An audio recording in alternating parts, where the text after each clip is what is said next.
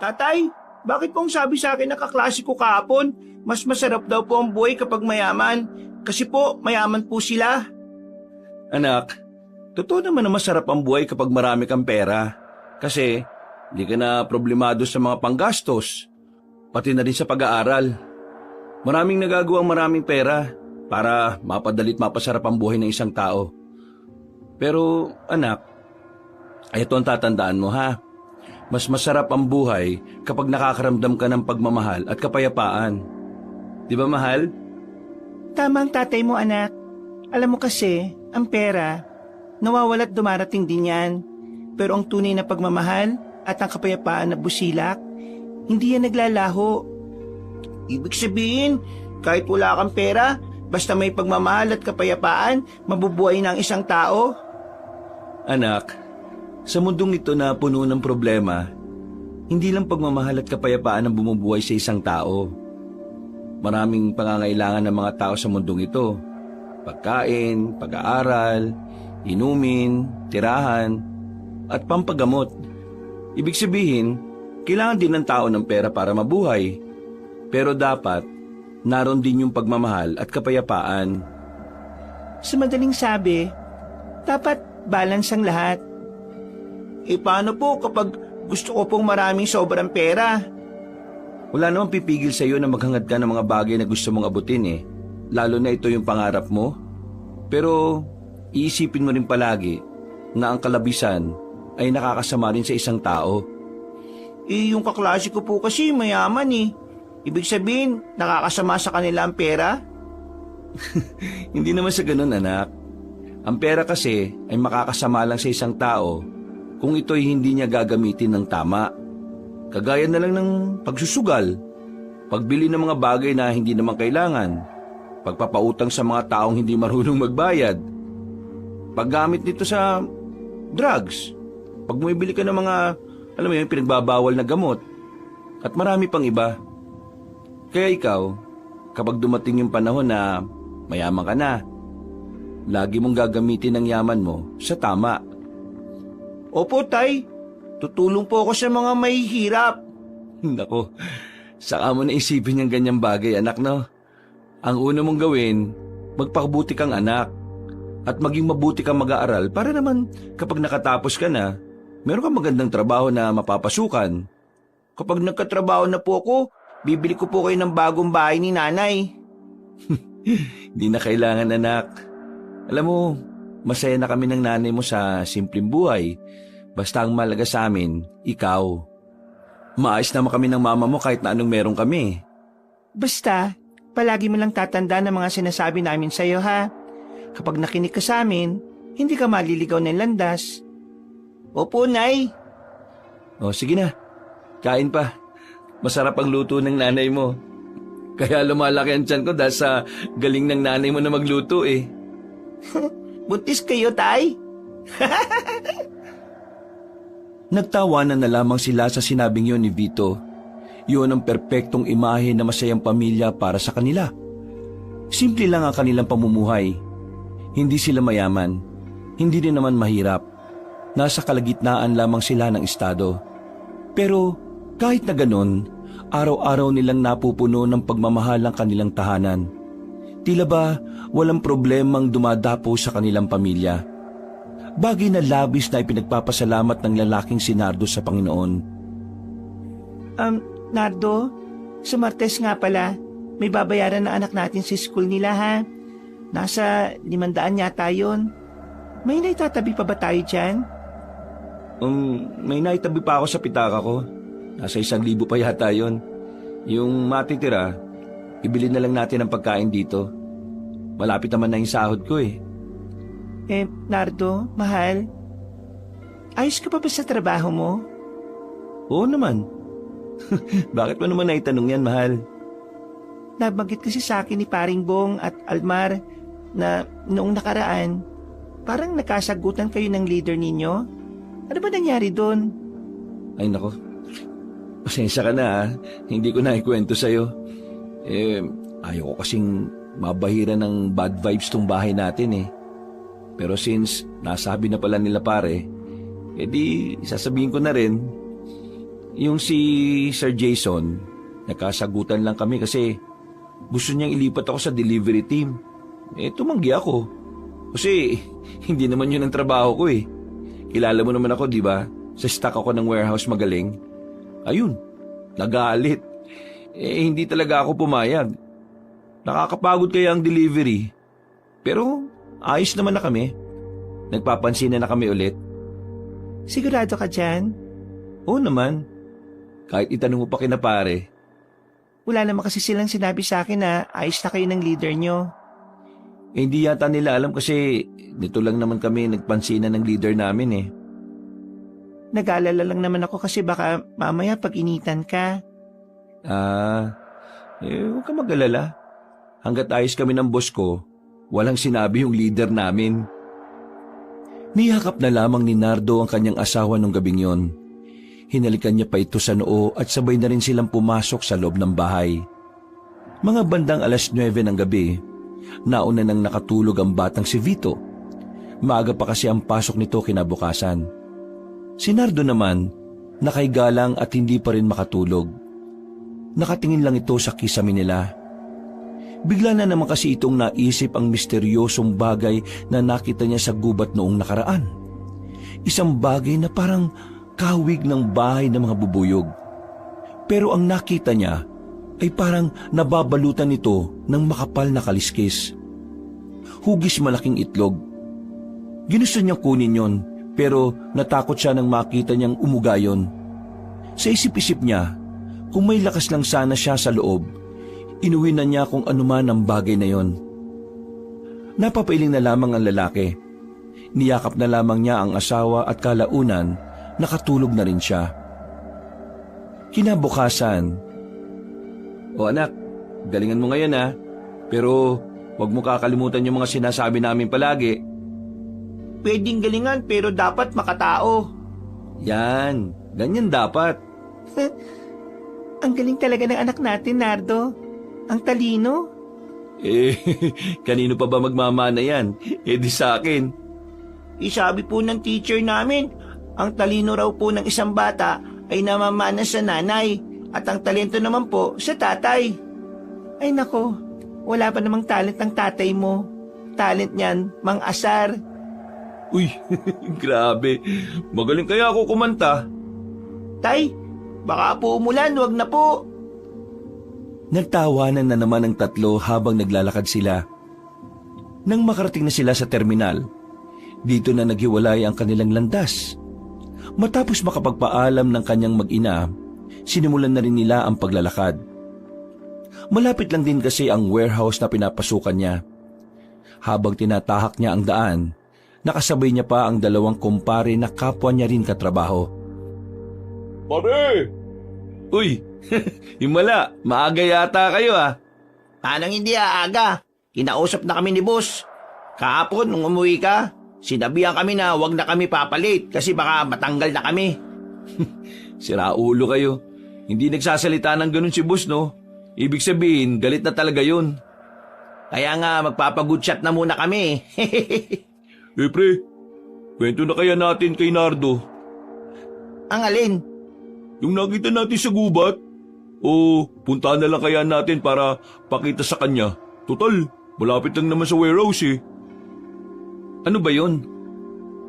Tila may ideya na si Nardo sa sinasabi ng dalawa, pero nais niya pa rin makasiguro kung ano nga ba yung tinutukoy ng mga ito. Ilang metro lang mula sa warehouse, meron kaming nakitang bagay dun sa may liblib na lugar. Parang malaking itlog siya pre, na may makapal na kaliskis. Hindi namin alam kung ano yun kaya di na muna namin nilapitan eh. Alam ko na rin yun mga pre. Alam mo na rin? Ibig sabihin nakita mo na rin? Oo, nung nakaraan pa. Di ko nakala na nandun pa rin pala. Gusto kong tingnan ulit para malaman kung ano yun eh. Wag, di natin alam kung ano yun. Nung unang beses ko makita yun, nakita kong umuga yung bagay na yun eh. Parang may laman siya sa loob na buhay. Kung ganun, parang itlog talaga siya. Wala namang dinosaur na dito sa atin, di ba? Buwang, malamang wala. Lolo mo nga di inabutan yun eh. Basta, wag na lang natin lapitan. Paano kung halimaw pala yun? Tapos, malapit lang sa warehouse na pinagtatrabahuan natin. Delikado pala tayo. Oo, tama, may punto siya. Kaya dapat malis natin yun dun eh. Bubuhatin natin at ilalayo? Sigurado ba kayo? Baka mamaya niyan may mangyari masama sa atin. Hindi wag ka nang sumama pre, kami na lang. Oo, kami na lang. Baka mamaya magalit pa si Kumare kasi kung ano-anong ginagawa mo. Di kayo bahala. Basta wala lang masamang mangyayari sa inyo ha. Sige lang. Noong mga sandaling yun ay hindi malaman ni Nardo kung saan nagmumula ang kaba na kanyang nararamdaman. Pakiramdam kasi niya, may kakaiba talaga sa bagay na yon. Bukod sa weirdo kasi na merong ganun malapit sa warehouse, yun din ang unang pagkakataon na may nakita silang ganun. Mabilis na lumipas ang mga sandali. Ilang oras na lang ay mag-uuwian na rin sila. Napansin ni Nardo na wala na naman sa warehouse ang dalawa niyang kumpare. Sa isip-isip niya, nagtungo ang mga yon sa labas para puntahan ang pinag-uusapan nila. Matagal nakabalik si Bong at Almar. Nag-aalala na siya, lalo na't malapit na ring sumapit ang kinagabihan. Kaya na makakuha siya ng tiyempo, lumabas din siya para sumunod sa dalawa. Tagal ng dalawang yun ha.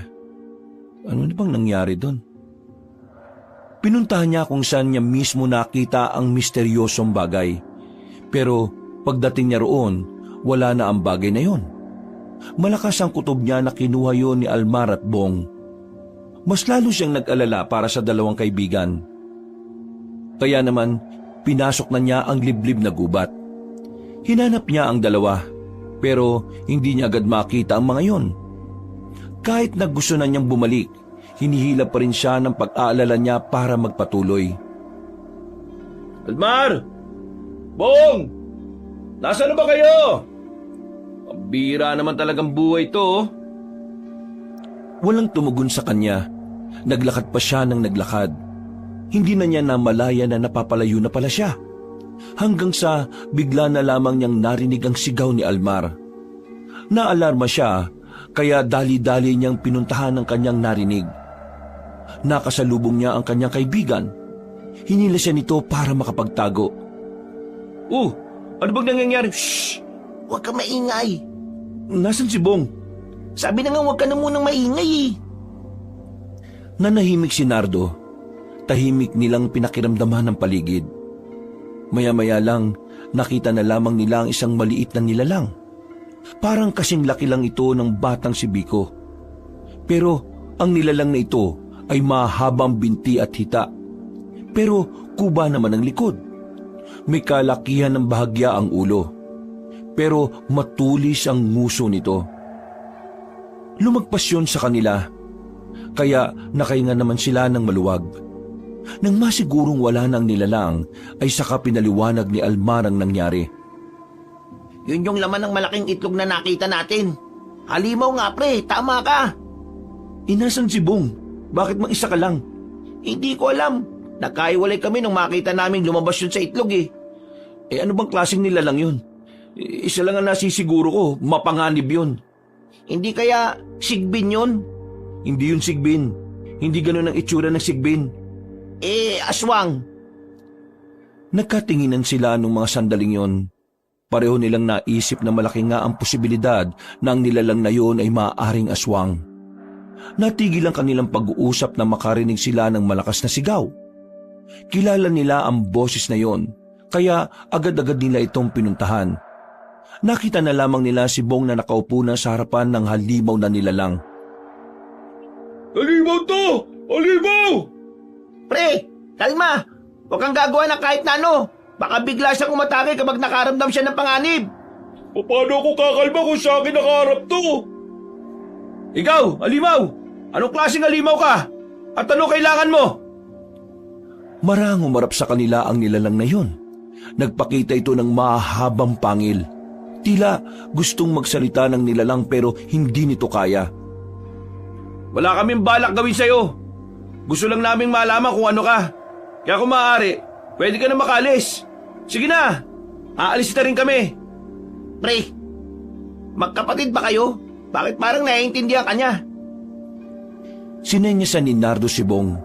Marahang gumapang ang binata palapit sa kanila. Pero nang makita ito ng nilalang, bigla na lamang itong lumapit.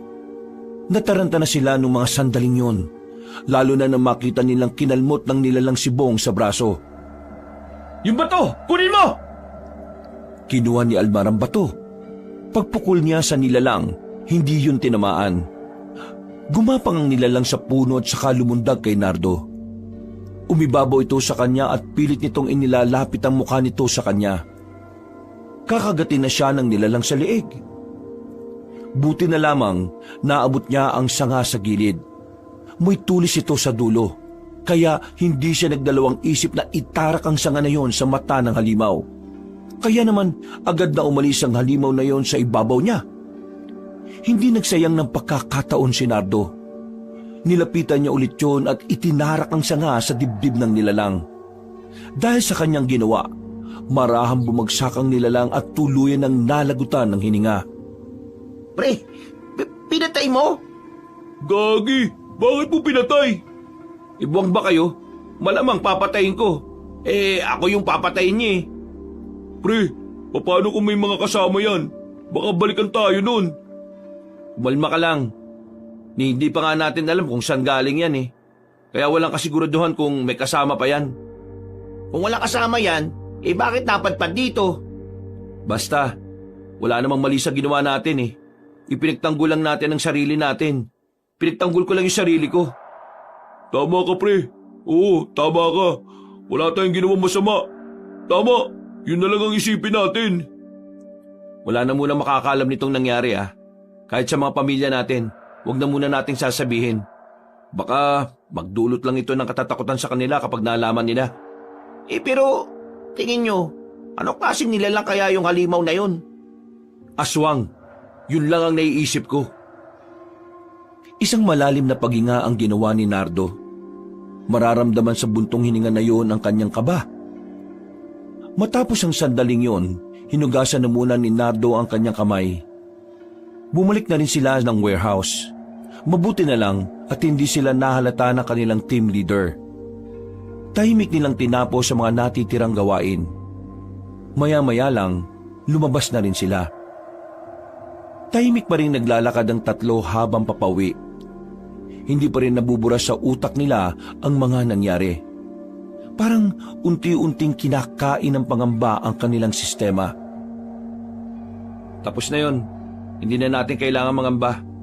Isa pa, mukhang wala rin naman nakakita sa atin eh. Hindi naman tao yung napatay ko. Isa siyang halimaw na pwede ring aswang. Tama lang ang ginawa ko. Kasi kung hindi ko ginawa yun, baka nilapa na rin kayo. Ipagdasal na lang natin na sana walang mangyari masama sa atin pagtapos ng pangyayaring yun. Nung oras na yon, pansamantalang nawala ang kanilang kaba nang meron silang nakasalubong na matandang kano. Puti na ang buhok nito at merong bigote na puti na rin. Ang suot nito ay parang pampormal. Mukhang disente. Napatingin sila sa matanda kasi kahit may edad na, ang lakas pa rin ang dating nito. Hello. Good evening, boys. Can I ask something? Nagtutulakan ng tatlong magkakaibigan ng mga sandaling yon. Ayaw kasi nilang kumausap ng mga Inglesero dahil sumasakit ang ulo nila at baka dumugo pa ang kanilang mga ilong. Nagtataka matandang kano sa kanila, para kasi silang mga tanga. Oh, I think you're not comfortable because you can't speak English. But I don't mind. Just use your language. I can understand a little bit. Ay nako, yun naman pala eh. Pero ano po ba yung itatanong nyo? Did you notice some strange things in this area? Strange things na gaya ng alin po? Something like creature. Let's say aswang. Nagkatinginan na magkakaibigan. Hindi nila maaaring sabihin ang kanilang naranasan. Kaya pinagkailan na lamang ito ni Nardo. Ha? Wala naman kaming nakitang kakaiba pero bakit nyo naman po itinatanong? Ano po ba kayo? I'm a researcher and I think aswang is a good topic for my article. So, if you have some idea about aswang, or if you encounter aswang, just tell me. Here's my calling card. Binunot na matandang kano ang kulay itim na card. Binigay yun sa kanila. Nakangiti yun ng malapad sa magkakaibigan. By the way, call me Dr. Downey. Nado naman po ang pangalan ko. Ito naman po si Almar at si Bong. Oh, nice meeting you, boys.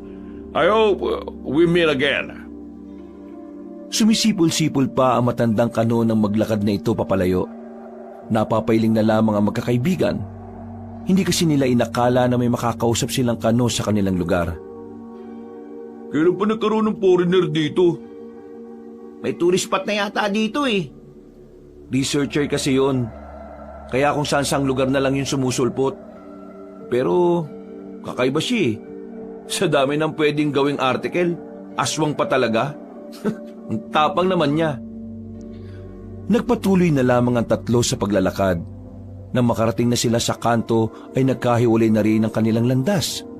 Tinungo na lamang ni Nardo ang kanilang bahay dahil alam niyang nakauwi na rin ang kanyang mag-ina. Sa labas pa lang, napangiti na siya nang makita ang magandang ngiti ng batang si Vito. Tay, tingnan mo! Marami akong stars! Nakakuha siya ng perfect na grado kanina.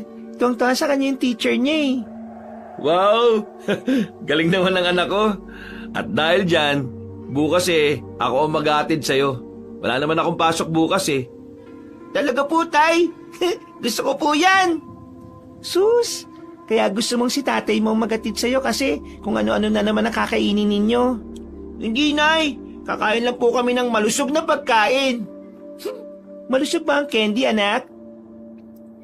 Makalipas ang ilang araw, naging abala ang lalaking si Nardo sa kanyang trabaho. Nalalapit na kasi ang recognition ng kanyang anak. At nagsisikap siyang makaipon para paghandaan ang mga parangal na tatanggapin ni Vito. Pre, nakita ko kanina listahan mo ah. Perfect attendance mo ah. Paldo-paldo ka na naman yan.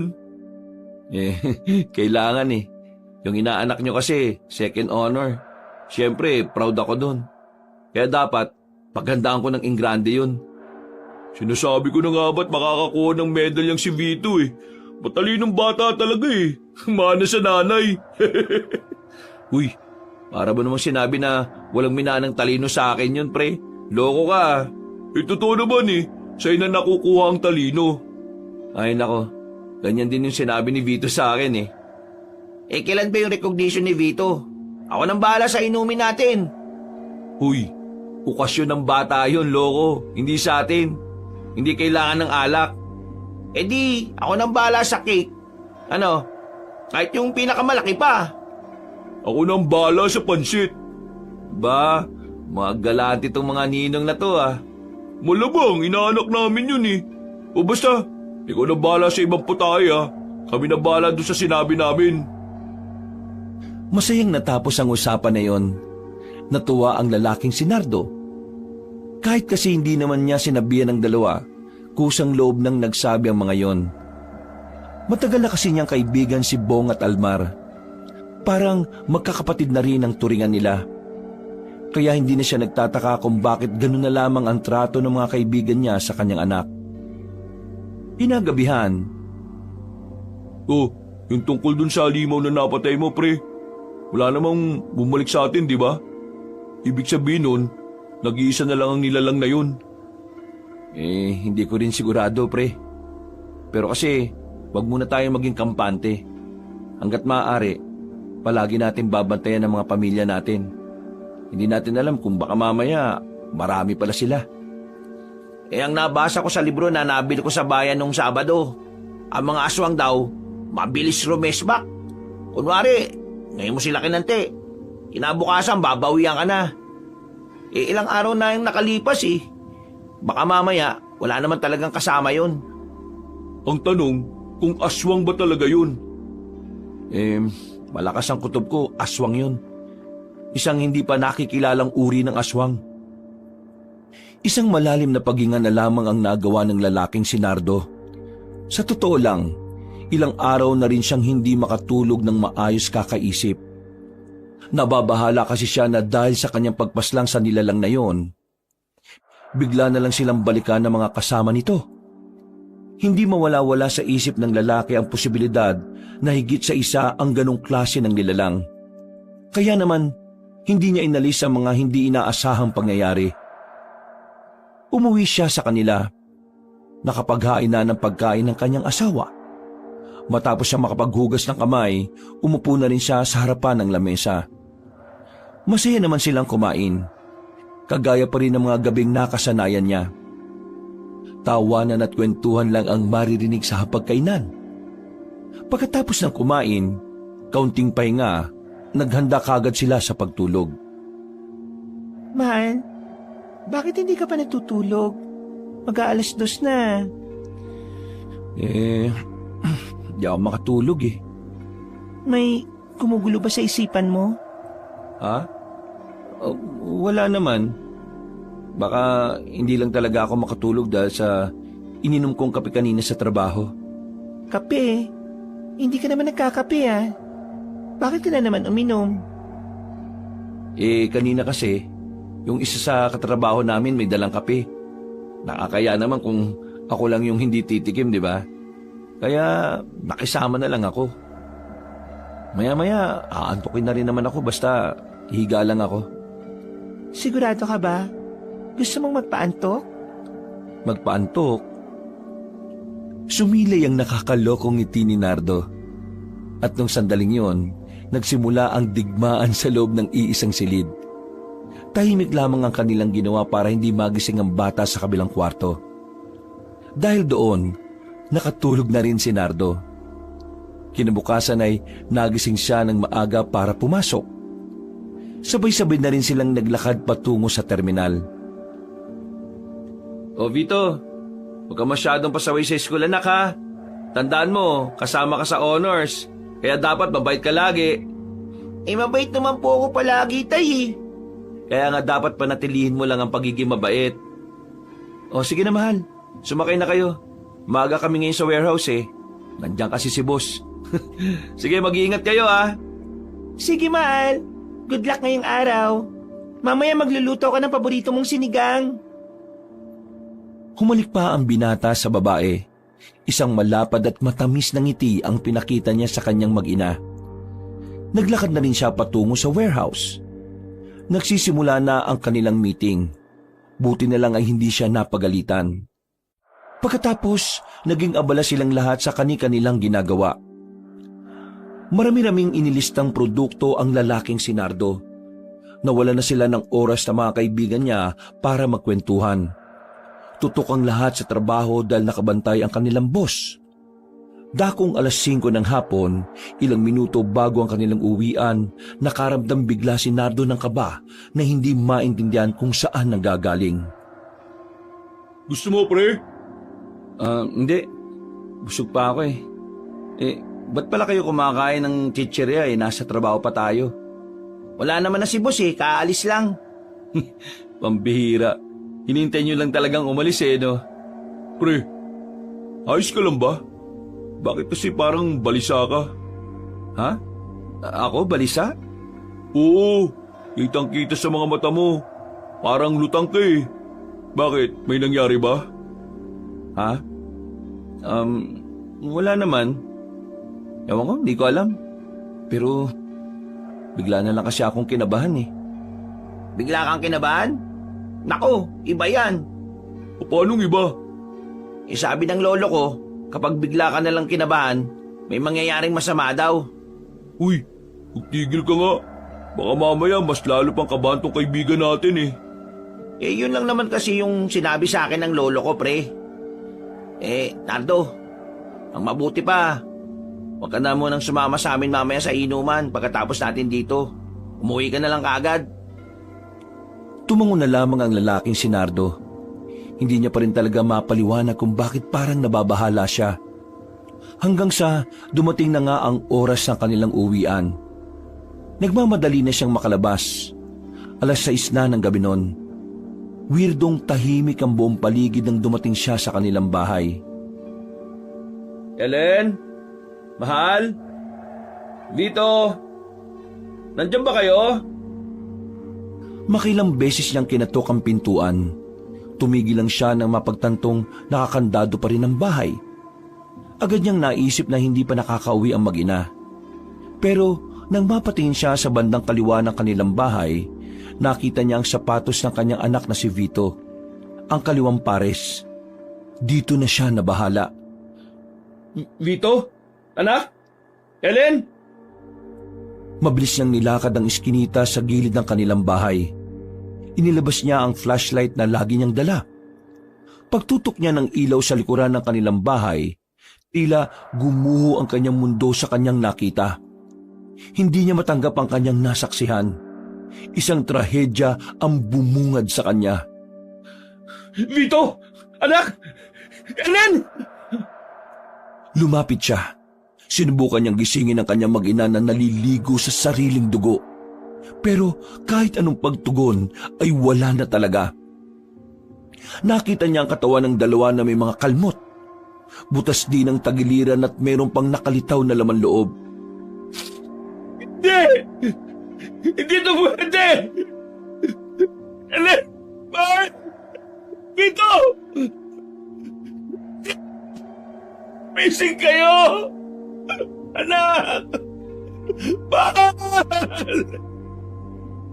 Halos mabaliw-baliw ang lalaki sa kakaisip. Halos masiraan na siya ng bait habang yakap-yakap ang kanyang mag-ina. Hindi niya inakala ng umaga ay huli na niyang makikita ang kanyang mag-ina. Iyak lang ng iyak si Nardo. Hanggang sa nalaman na nga rin ng mga kalapitbahay nila ang nangyari. Nakarating na rin yon sa kanyang dalawang kaibigan. Sa sobrang sakit na nangyari, hindi na niya namalayan ang mga nangyayari sa paligid. Nakarating na ang mga pulis.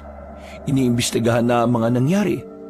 At ayon din sa kapitbahay nilang nakakita, merong 4 na lalaki ang pumasok sa loob ng kanilang bakuran. Kararating lang din daw na mag-ina nung mga sandaling yon. Ayon sa mga pulis, posibleng pagnanakaw lang ang pakay ng mga suspek. Pero maaring nang laban ng babaeng si Ellen kaya nahantong sa patayan. Pero iba ang nasa isip ni Nardo nang mahimasmasa na siya. Kakaiba ang mga nakita niyang sugat sa katawan ng kanyang mag-ina. Hindi tao ang gumawa ng mga yon. Hindi mga pangkaraniwang nilalang. Pre, uminom ka na muna ng tubig. Oo, pre. Nanunuyo na rin yung labi mo, oh. Tinanggap ni Nardo ang tubig pero hindi ito nagsalita. Nakaupo lamang ito sa gilid ng kalsada habang nasa harapan ng morgue. Tulala at walang ibang naglalaro sa kanyang isipan kundi ang huling mga sandali na nakasama niya ang kanyang mag-ina. Mga aswang. Anong sabi mo, pre? Mga aswang. Sila lang ang nakikita kong pumatay sa mag-ina ko. Pero ang sabi ng mga pulis, pagnanakaw daw yung naging dahilan kung Nakita ko ang mga sugat nila. Hindi pangkaraniwan. Butas ang tagiliran nila at parang dinukot ang mga laman loob. Hindi ito pagnanakaw. Hindi. Aswang. Sila ang pumaslang sa mag-ina ko. Sila ang kumuha ng buhay ng mag-ina ko.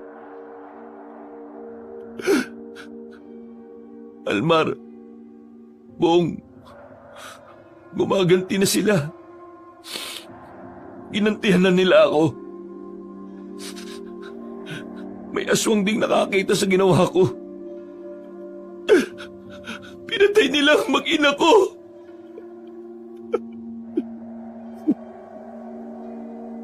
Muli, umiyak na naman ang umiyak ang lalaking si Nardo. Tila hindi na ito napagod. Halos hindi na nga rin ito makahinga. Kalaunan, nawalan na rin ito ng malay. Paggising niya, nasa loob na siya ng kanilang bahay. Una niyang hinanap ay ang kanyang mag-ina. Pero napayak na lamang siya ulit nang maalalang wala na pala mga yon. Pre, nandito lang kami ni Almar. Hindi ka namin iiwan. Pre, kailangan mong tatagan. Kailangan mong maging matibay. Kung totoo mga aswang nga yung pumaslang sa kanila, Kailangan mo maging malakas para mabigyan ng hustisya yung nangyari sa kanila. Sasamahan ka namin, pre. Sasamahan ka namin sa laban na to. Wala na. Wala nang dahilan para mabuhay pa ako. Ano pang silbi ng buhay kong ito kung wala nang 2 tao na inspirasyon ko? Ano pang halaga ng buhay ko nang mangyayari sa akin? Biglang kinuha ni Nardo ang kutsilyo sa lamesa. Buti na lamang agad itong napigilan ng 2 lalaki. Uy, pre! Umayos ka nga! Tingin mo kapag namatay ka, naresolba mo ang problema? Hindi! Mas lalo mo lang dinagdagan. Kapag namatay ka, tumarap ka sa kanila sa kabilang buhay. Tingin mo matutuwa sila? Hindi! Kasi umarap ka sa kanila nang walang ginawa para mahuli o mapanagot yung mga pumaslang sa kanila. Isa pa, pre, hindi lang gusto nilang mangyari. Kapag pinatay mo ang sarili mo, para mo na rin sinabi na ayos lang na nawala mag-ina mo. Para mo na rin sinabi na panalo na sila sa ginawa nila. Yung mga kalaban na yon, yung mga pumaslang sa kanila. Pre, nandito pa kami ni Alvaro. Tutulungan ka namin. Sasamahan ka namin sa laban na to. Kaya sana naman, huwag mong gawin sa sarili mo to. Masakit? Masama ang loob mo? Sige, isigaw mo. Umiyak ka, magwala ka, magpura ka. Ilabas mo lahat. Tapos, kapag tapos ka na, ang susunod nating isipin ay kung ano ang susunod nating gagawin para makamit natin ang hustisya, lalo na sa mag-ina mo. Pre, makinig ka kay Bong. Tama ang lahat ng sinabi niya. Kailangan natin maging matatag sa mga sandaling to. Walang ibang gagawa ng paraan para makamit ang hustisya kundi tayo lang, pre. Inaanak namin yung bata. Inaanak namin si Vito. Kumari namin ang asawa mo. Para na rin namin kayong kapatid. Kahit na papano, nagkaroon ng kaliwanagan sa utak ng lalaking si Nardo. Kumalman na rin siya, pero hindi pa rin tumigil ang pagpatak ng kanyang luha. Halos buong araw siyang umiiyak. Kinabukasan ng gabi, nakaburol na rin ang mag-ina niya. Pre, ito nga pala yung pinaabot na tulong ni Kapitan. Sabi ni Kapitan sa uling lamay na lang daw siya makakadaan dito. Ito naman yung sa buong pamilya namin, pre. Pasensya na, maliit lang ah. Maraming salamat sa inyo. Sige, kumain na muna kayo. Nagluto ako ng sopas dun. Sa unang gabi ng burol ng kanya mag-ina, kahit na papaano ay nahimasmasa na siya. Natauhan kasi siya sa mga sinabi ni Bong sa kanya. Napagtanto niya na kailangan nga niyang maging malakas para maipagiganti si Ellen at Vito. Kakaunti pa lang ang mga taong nakikipaglamay. Ang iba ay mga kalapit lang din naman nila ng bahay. Maya-maya pa, may isang matandang lalaki na pumasok sa bakuran nila. Maputi na rin ang buhok nito, pero malakas-lakas pa ang kilos. Nakatingin na matandang lalaki kay Nardo. Nakatingin din naman siya roon kaya nagtaka siya rito. Hindi naman niya kasi kilala ang matandang yon. Pre, gusto ko raw makausap ng matandang yun, oh. Kilala mo ba yun? Hindi ko kilala yan. Pakisabi, wala ako sa mood makipag-usap ngayon. Aalis na sana si Nardo at papasok na lang sana sa loob ng bahay nang maglakad ang matanda palapit sa kanya. Ngumiti ito ng mapait. Agad namang kinausap ni Almar ang matanda. Manong, mawalang galang na po masakit po kasi talaga yung pinagdaraanan ng kaibigan namin kaya hindi po muna siya makikipag-usap sa iba. Itong sasabihin ko ay may tutulong sa pagkamit ninyo ng hustisya para sa 2 biktima. Manong, pakiusap, sige na po. Huwag na po muna ngayon. Alam ko na aswang ang pumaslang sa babae at sa bata. Nang sabihin niyo na matandang lalaki, agad na napatingin ng ibang tao na naroon. Nakuha rin ito ang atensyon ng lalaking si Nardo. Nagtataka niya itong tiningnan. Kung gusto mong malaman ng iba pang detalye, gusto ko sanang sabihin sa iyo na walang ibang makakarinig. Sige, sumunod ho kayo sa akin sa loob. Isinirado nila ang pintuan, pati na rin ang mga bintana.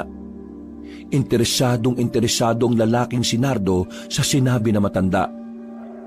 Sa pagiging desperado kasi nito, lahat ng paraan ay susubukan niya para lang maipagiganti ang kanyang mag-ina.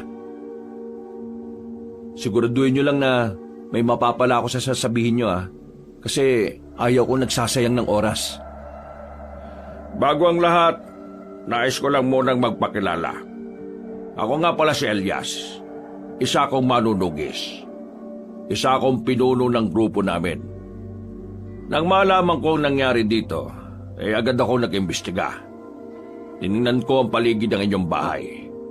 At ito nga ang nakita ko. Isang pangil ang pinakita sa kanila na matandang lalaki. Nasa 1.5 pulgada ang haba nito. Ang pangil na ito ay pangil ng aswang. Lumalabas na nanlabad nga ang babae. Meron siyang naipalong matigas na bagay sa bibig ng aswang kaya natanggal ang pangil na ito.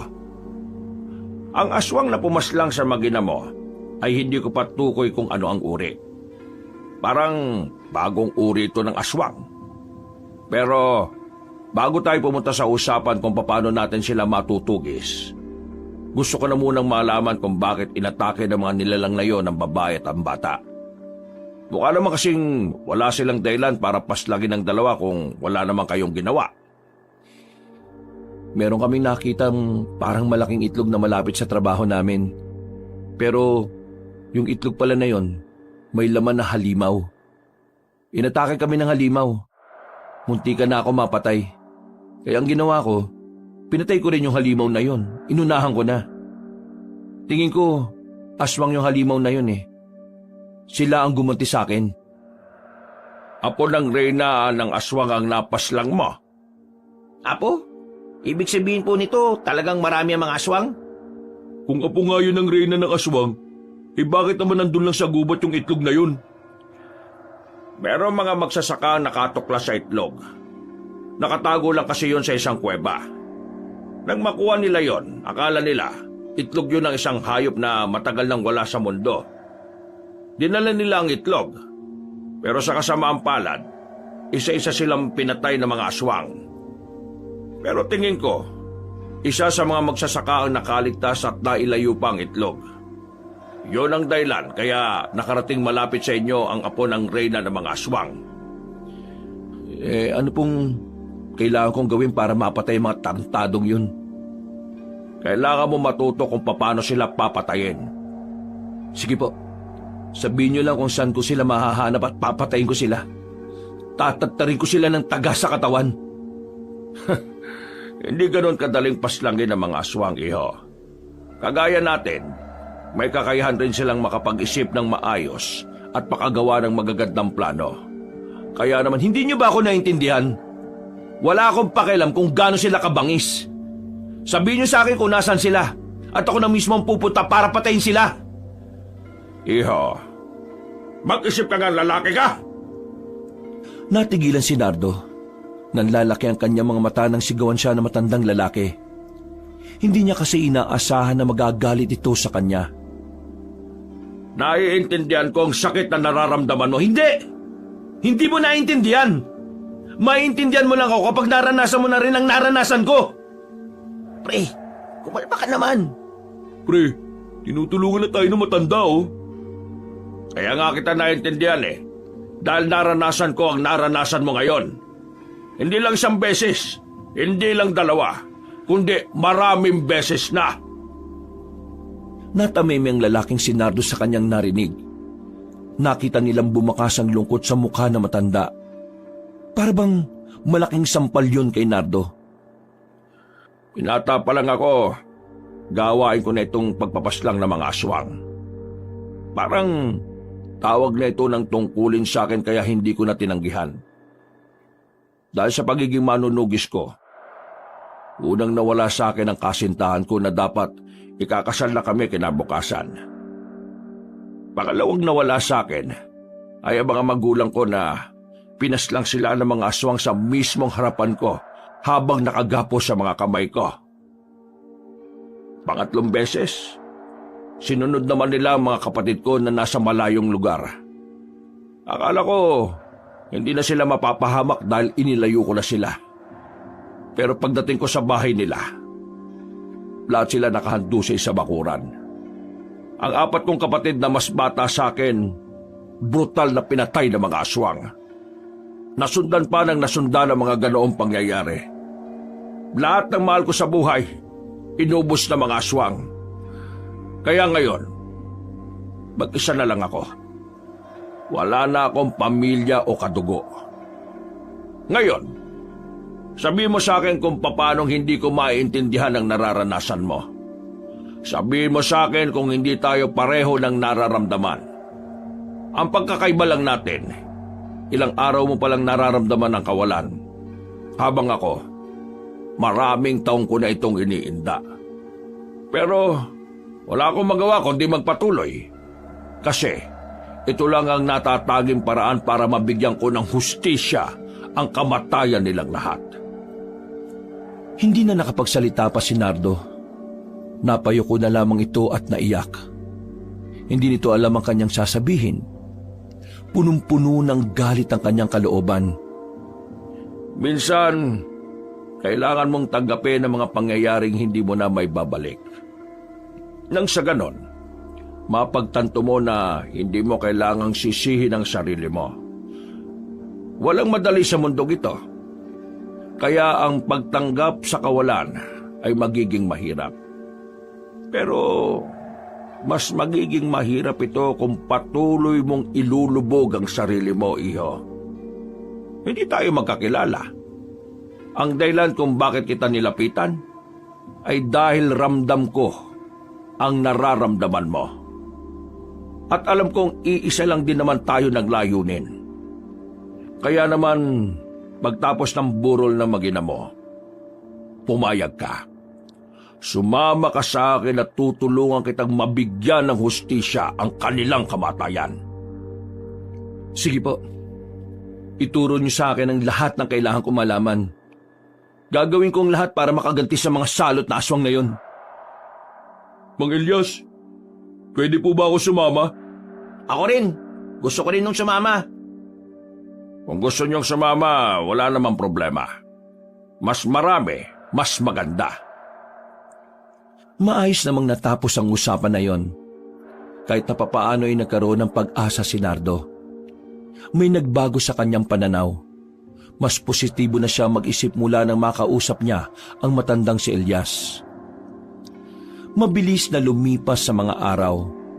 Nailibig na rin si Ellen at Vito. Bumuhos ang luha ni Nardo.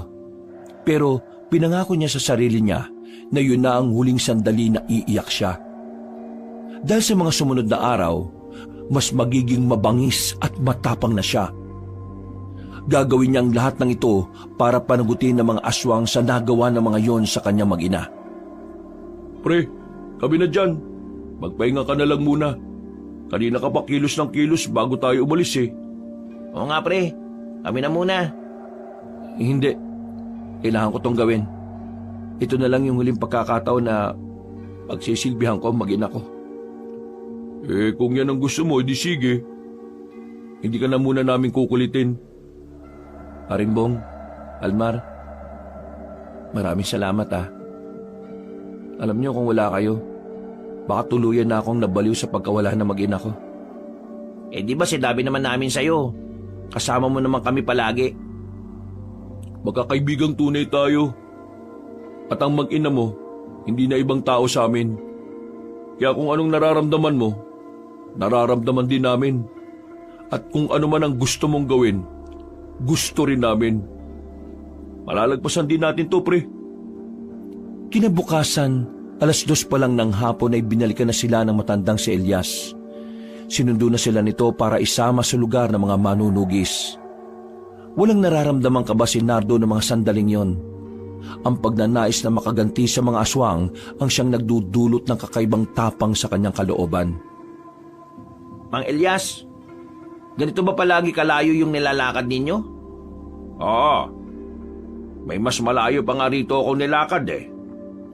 Hindi kayo napapagod? Sa edad nyong yan, kinakaya nyo pa? Sanay na ako.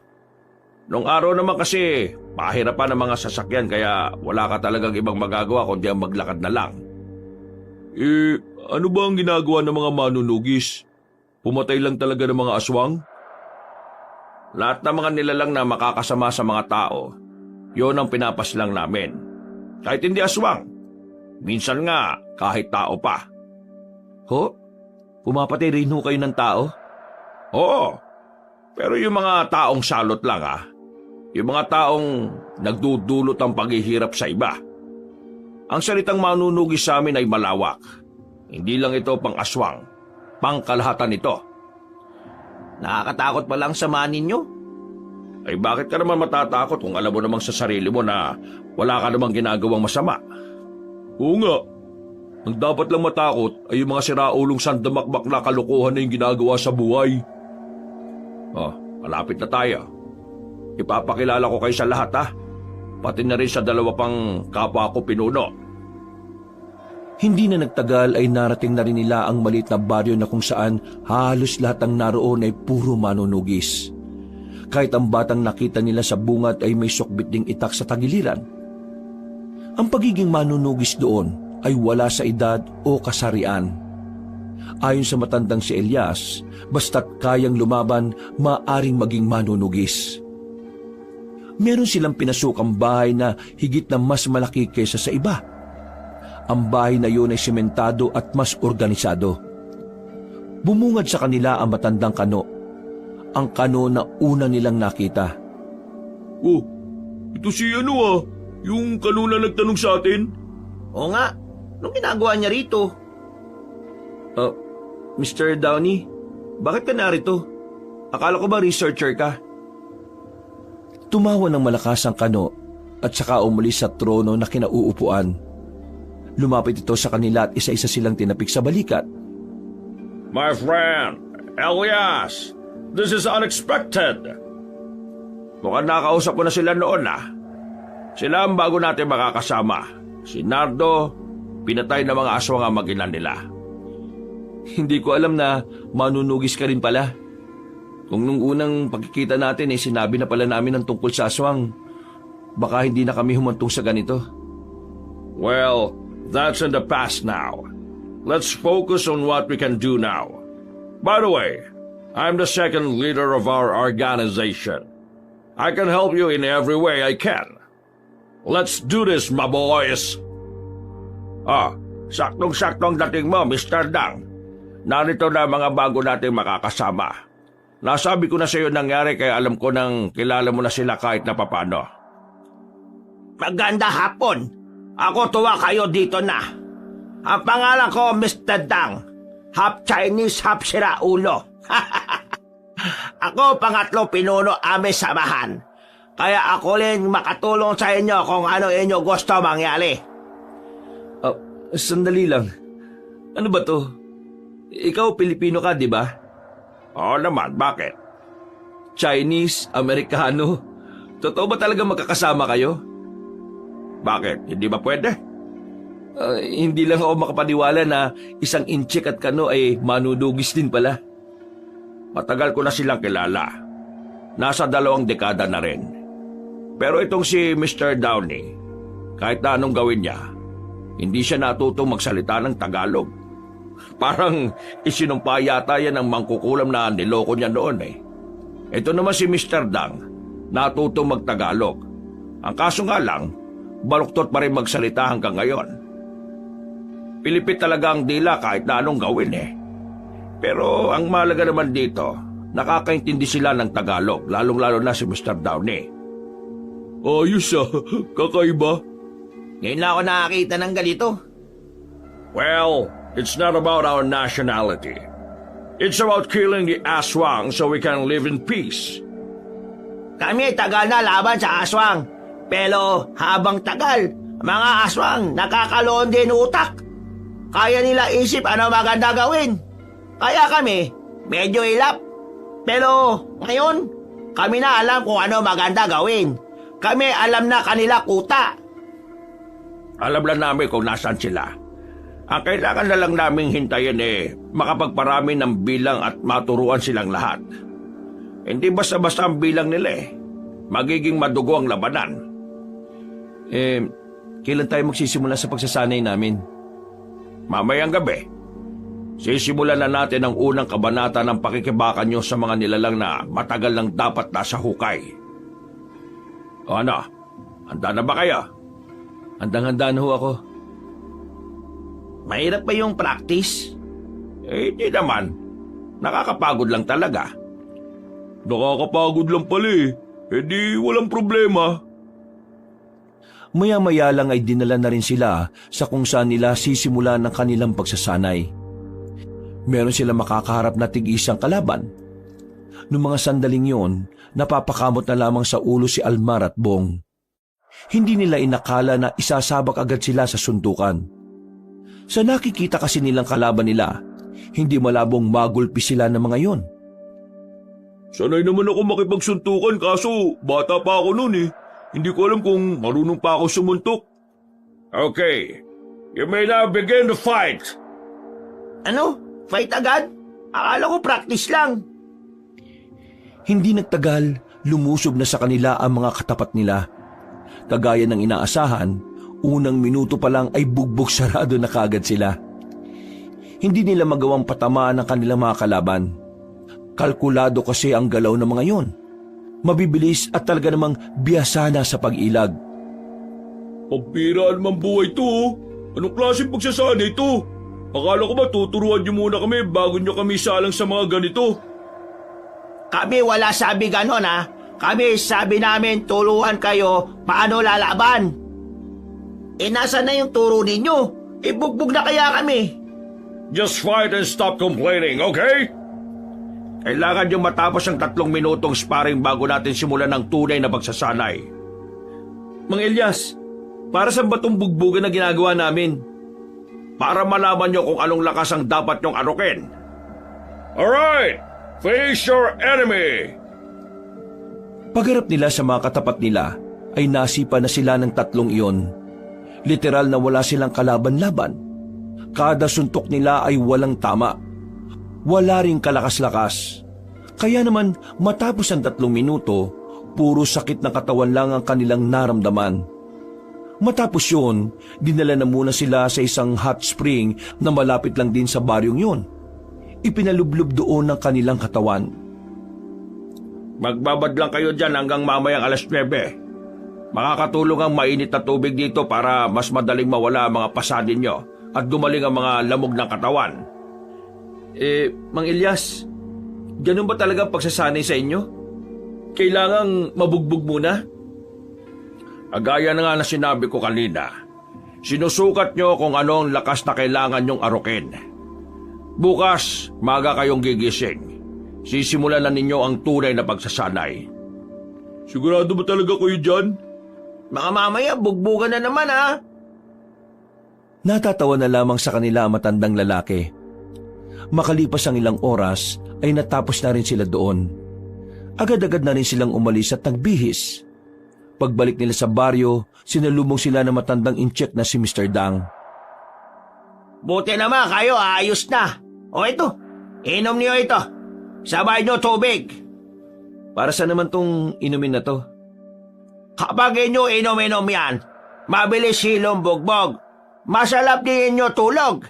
At bukas pag kayo gising, kayo magaan din pakiramdam. Huwag kayo mag-alala. Dito amin, ako pinakahusay gawa herbal.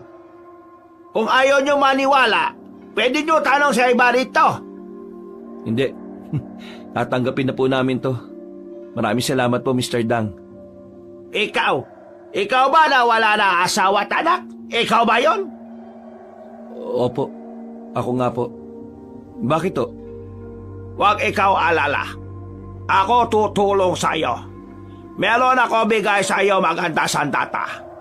Pagkatapos mo sa ensayo, saka ko bigay. Naglakad na rin ang matandang inchik palabas ng bahay na yon. Nakibit-balikat na lamang si Almar at Bong.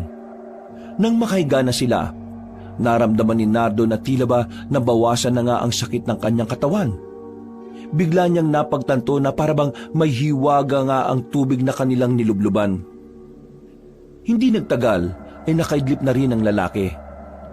Alas 5 pa lang ng umaga, ginising na sila ni Mang Elias. Nagtungo sila sa isang tuyong ilog. Naroon na rin ang ibang manunugis na nag-iinsayo. Naroon din si Mr. Downey at si Mr. Dang. Ngayong araw ay gagawin na natin ang inyong unang pagsasanay. Sisimulan na natin sa pinakapangkaraniwang kaalaman na dapat inyong matutunan. Pinahawakan na rin sila ng sandata noong mga oras na yon. Maya-maya pa, sinimulan na rin nila ang pagwasiwas nito. Si Mang Elias mismo ang nagturo sa kanila. Nung una ay nahihirapan pa sila. Halos sumakit na rin ang ulo sa kanila ni Mang Elias. Pero habang tumatagal ay unti-unti na rin nilang nakukuha kung papaano. Mabilis na lumipas sa mga oras. Ginanahan na ang magkakaibigan. Nagagawa na nila ng maayos sa mga natutunan nila. At sa pagdaan ng ilang araw, masasabi ni Nardo na malaki na rin ang pinagbago nila. Kitang-kita ang kanilang improvement mula sa galaw at pag-ilag. Nagpahinga ang tatlo matapos gawin ng ilang rounds na tinuro sa kanila ni Mang Elias. Hinihingal pa sila at tagaktak ang mga pawis. Excited na talaga akong sumalang sa laban. Ano kayo mangyayari sa atin, no? Uy, huwag kang excited. Alam mo siguro simpleng suntukan lang ang sasalangan natin. Mga aso nga makakalaban natin, uy. Alam ko naman yun eh. Ang mahalaga ngayon, meron na tayong mga nalalaman kung paano makipaglaban. Napalingon sila sa gilid nang makita nilang may isang lalaking dumating. May sinabi yun sa tatlong matanda. At base sa mukha ng mga yon, tila hindi magandang balita ang kanilang narinig. Kaya naman agad na lumapit sila Nardo para malaman kung ano yon. Mang Elias, ano pong meron? Dinali ng mga aso ang mga kasamaan namin na nakadestino sa isang bundok. That damn monsters! I will kill them! I will kill them all with my own hands! Oh, ikaw kalma lang, Tisoy. Baka ikaw atake puso, ikaw agad tigok. How can I calm down? They killed my boys! Mga bata niya ba yung pinaslang ng mga aswang? Mga tauhan dyan nakadestino ron. Magagaling ang mga bata ni Downey, kaya hindi namin alam kung anong taktika ang ginamit ng mga aswang. I think we need to move now. They're starting to take down our people. Ikaw ba't makalang? Kailangan muna nating tipunin ang mga tao natin. Mang Elias, kung aalis kayo ngayon, gusto kong sumama. Ako rin gusto ko. Mas lalo naman ako. Kung ganon, ikaw Naldo, sama ka sakin. Ako meron pibigay sa'yo sandata maangas. Halika, ikaw sunod sakin. Sige na, Nardo. Sundan mo si Dang. Makakatulong sa'yo ang ibibigay niya. Sumunod ang lalaki. Dinala siya na matandang inchik sa isa pang silid. Maganda ang silid na yun. Maraming disenyo sa loob. May mga nakabitin ding itak at katana. Sa iyo bang latang ito? Oo, lahat kita mo. Ako may ali. Lahat yan gamit ko sa laban sa mga aswang. Pero hindi yan gusto ko bigay. Ako gusto bigay pinakamaganda sandata. Teka, ako hintay mo rito ha. Makalipas lang ang ilang minuto ay bumalik na rin si Mr. Dang. Dala na nito ang isang itak na merong ngipin sa patalim. Ito pinakaangas. Ito gamit ko nung ako binata pa. Pag ito gamit mo, para ka hawak papel, soblagaan. Madali ka makailag sa mga kalaban. Maraming salamat po pero hindi ko alam kung karapat-dapat ba ako dito. Ikaw aking pili kasi alam ko ikaw malalim hugot mo. Tingin ko, ikaw bagay sa itak na ito. Tiningnan ng lalaking si Nardo ang itak. Paghawak niya pa lang ay napatunayan niyang totoo ang sinasabi ng matandang inchik. Para siyang bumubuhat ng papel. Parang wala siyang hawak. Maraming salamat po, Mr. Dang. Hindi ko sasayangin ang tulong na ito. Tinapik na lamang siya nito sa balikat at sabay na rin silang lumbas ng silid na yon. Paglabas nila ay inihanda na nila ang mga kasamahan nila. Ngayong gabi, pupuntahan natin ang isa sa mga pinagkukutaan ng mga aswang. Wala tayong ititira kahit isa sa kanila. Papatunayin natin sa mga aswang na yan na kayang-kaya natin silang palagan. Sabay-sabay na nagsigawan ng mga manunugis. Sa mga sandaling ito, makakahalong kaba at pagkasabik naman ang naramdaman ng tatlong magkaibigan. Pero si Nardo, may halong galit na naghahari sa kanyang kalooban. Mahigpit ang hawak niya sa kanyang sandata. Sinabi niya sa kanyang sarili na kapag nakakita na siya ng aswang, hindi siya magdadalawang isip na patayin yon. Ganito pala mga manunugis, no? Malalayo talaga ang nilalakad. Malamang, kasama to sa ensayo natin eh. Oh, Mang Ilyas, malayo pa ba tayo? Medyo malapit na. Pero ihanda niyo mga sarili ninyo. Kasi maraming mga aswang na gumagala-gala ngayon dito sa gubat. Pinangunahan ng tatlong matanda ang paglalakad. Hindi nga nagtagal, natanaw na rin nila ang isang malaking bahay. Napapalibutan niyo ng mga kawayan. Sa kabilang banda naman ay may mga nyugan. Huminga ng malalim si Nardo. Namamawi sa palad niya ng dahil sa kaba. Pero pinipilit niyang lakasan ang kanyang loob. Iniisip na lamang niya na ang gagawin niyang yun ay para sa kanyang mag-ina. Sa kabila, dito naman ang iba. Marahan at maingat ang ginawa nilang paglakad. Nang medyo makalapit na sila, naririnig pa nilang nagtatawanan ng mga aswang na nasa loob ng isang bahay. Ayon kay Mang Ilyas, ang bahay na iyon ay pagmamay-ari di umano ng isang mayamang aswang. Hindi nagtagal, Lusob! naalarma ang mga aswang at agad na lumabas ang mga yon dahil mas marami ang mga manunugis na taranta ang mga nilalang. Pero walang sinayang na sandali ang mga manunugis. Agad silang nakipaglaban. Si Nardo naman ay kusa nang nilapitan ng mga aswang na nasa gilid. Tinaga niya yon pero nakailag. Hindi niya ito tinigilan hanggang sa tamaan na nga niya sa muka. Sandali siyang napatingin sa hawak-hawak niyang sandata. Namamanga siya dahil sa sobrang gaan ng kanyang hawak. Dahil dito, mabilis siyang nahahato ang itak. Almar, ayos lang kayo? Ayos lang naman kami. Sige, atake! Muling bumalik si Nardo sa labanan. Maging ang tatlong matanda ay humanga sa kanya. Ang mga galawan niya kasi ay parabang bihasa na. Kahit na maikling panahon lang ang inilaan nila para sa pag-iinsayo, kitang-kita ang pagiging marunong ni Nardo. Nangyayari ito dahil inalay niya ang laban kay Ellen at Vito. Walang nagtitirang buhay! Lahat ng aswang, paslangin! Hindi nakapalag ang mga nilalang ng mga sandaling yon. Bukod sa mas marami ang bilang ng mga manunugis, hindi rin nila napaghandaan ang pagdating ng mga ito.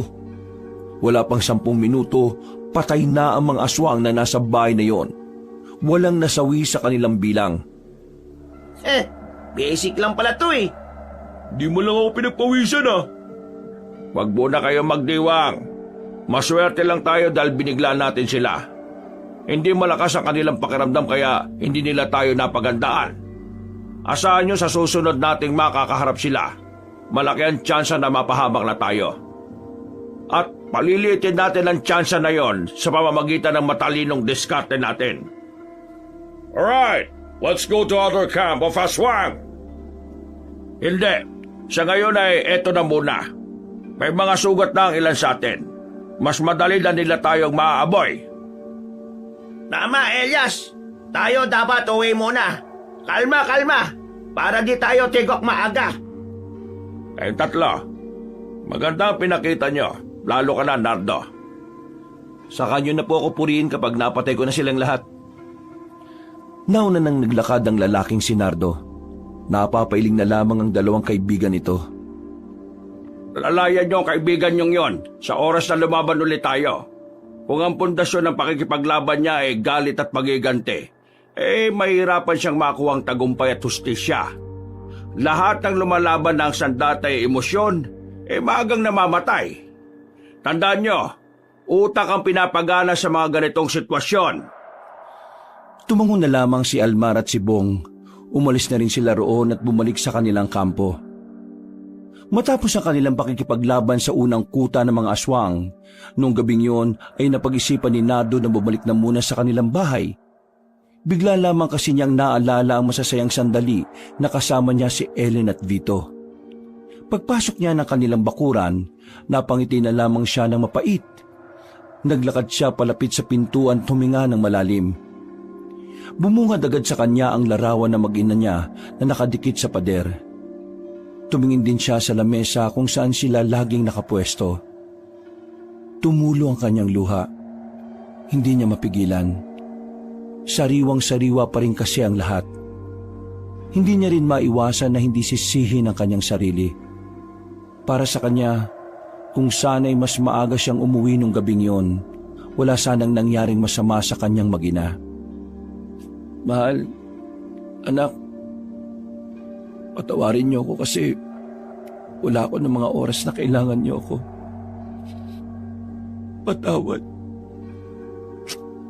Patawarin niyo ako.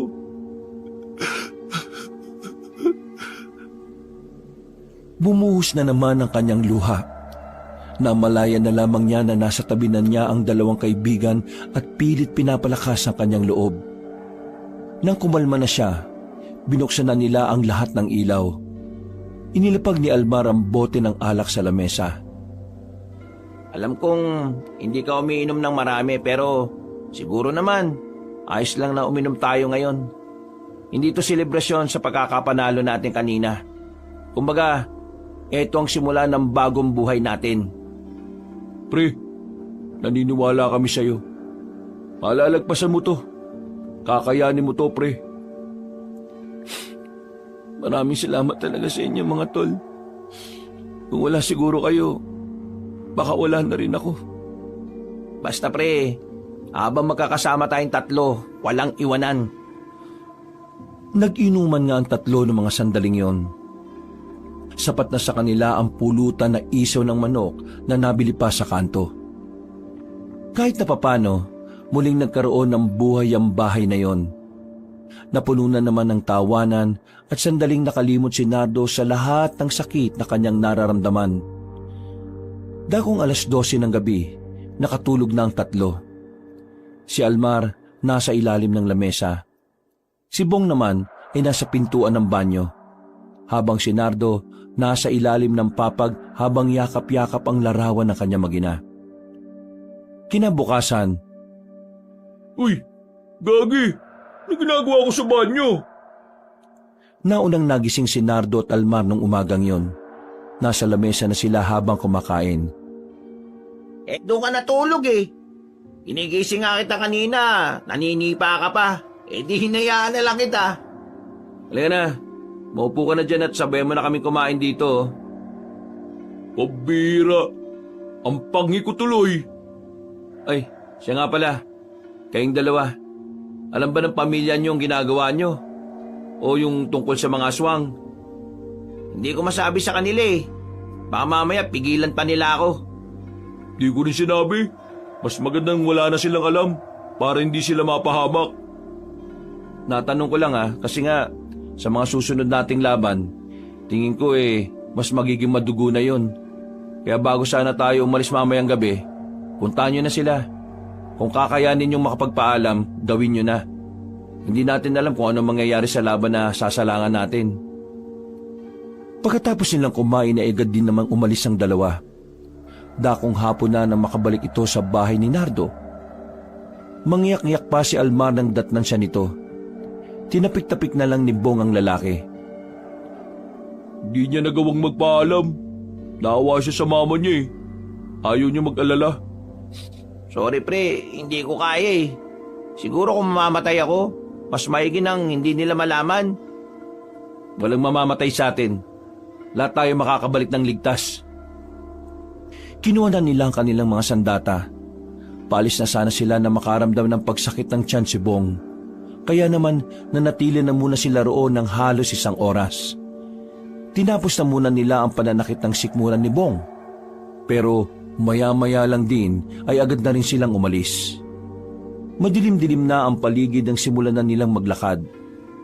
Nang nasa tahimik na daan na sila, hindi nila inaasahang merong magpaparamdam na aswang sa kanila. May sumusunod sa atin. Maganda kayo mga pre. Sinasabi ko na nga ba, tama hinala ko eh. Kaya naman natin to. Tiwala lang. Huminga ng malalim si Nardo. Maigpit ang hawak niya sa kanyang itak. Mga ilang sandali lang, tuluyan ang nagpakita ang mga nilalang. Nagdikit-dikit silang tatlo. Sa mga sandaling yun, nakita nilang may isang matandang babayang lumabas mula sa dilim. Kutob nila ito ang pinuno ng mga aswang base sa pagbibigay galang ng ibang aswang dito. Sino ka? Magpakilala ka! Santina ang pangalan ko.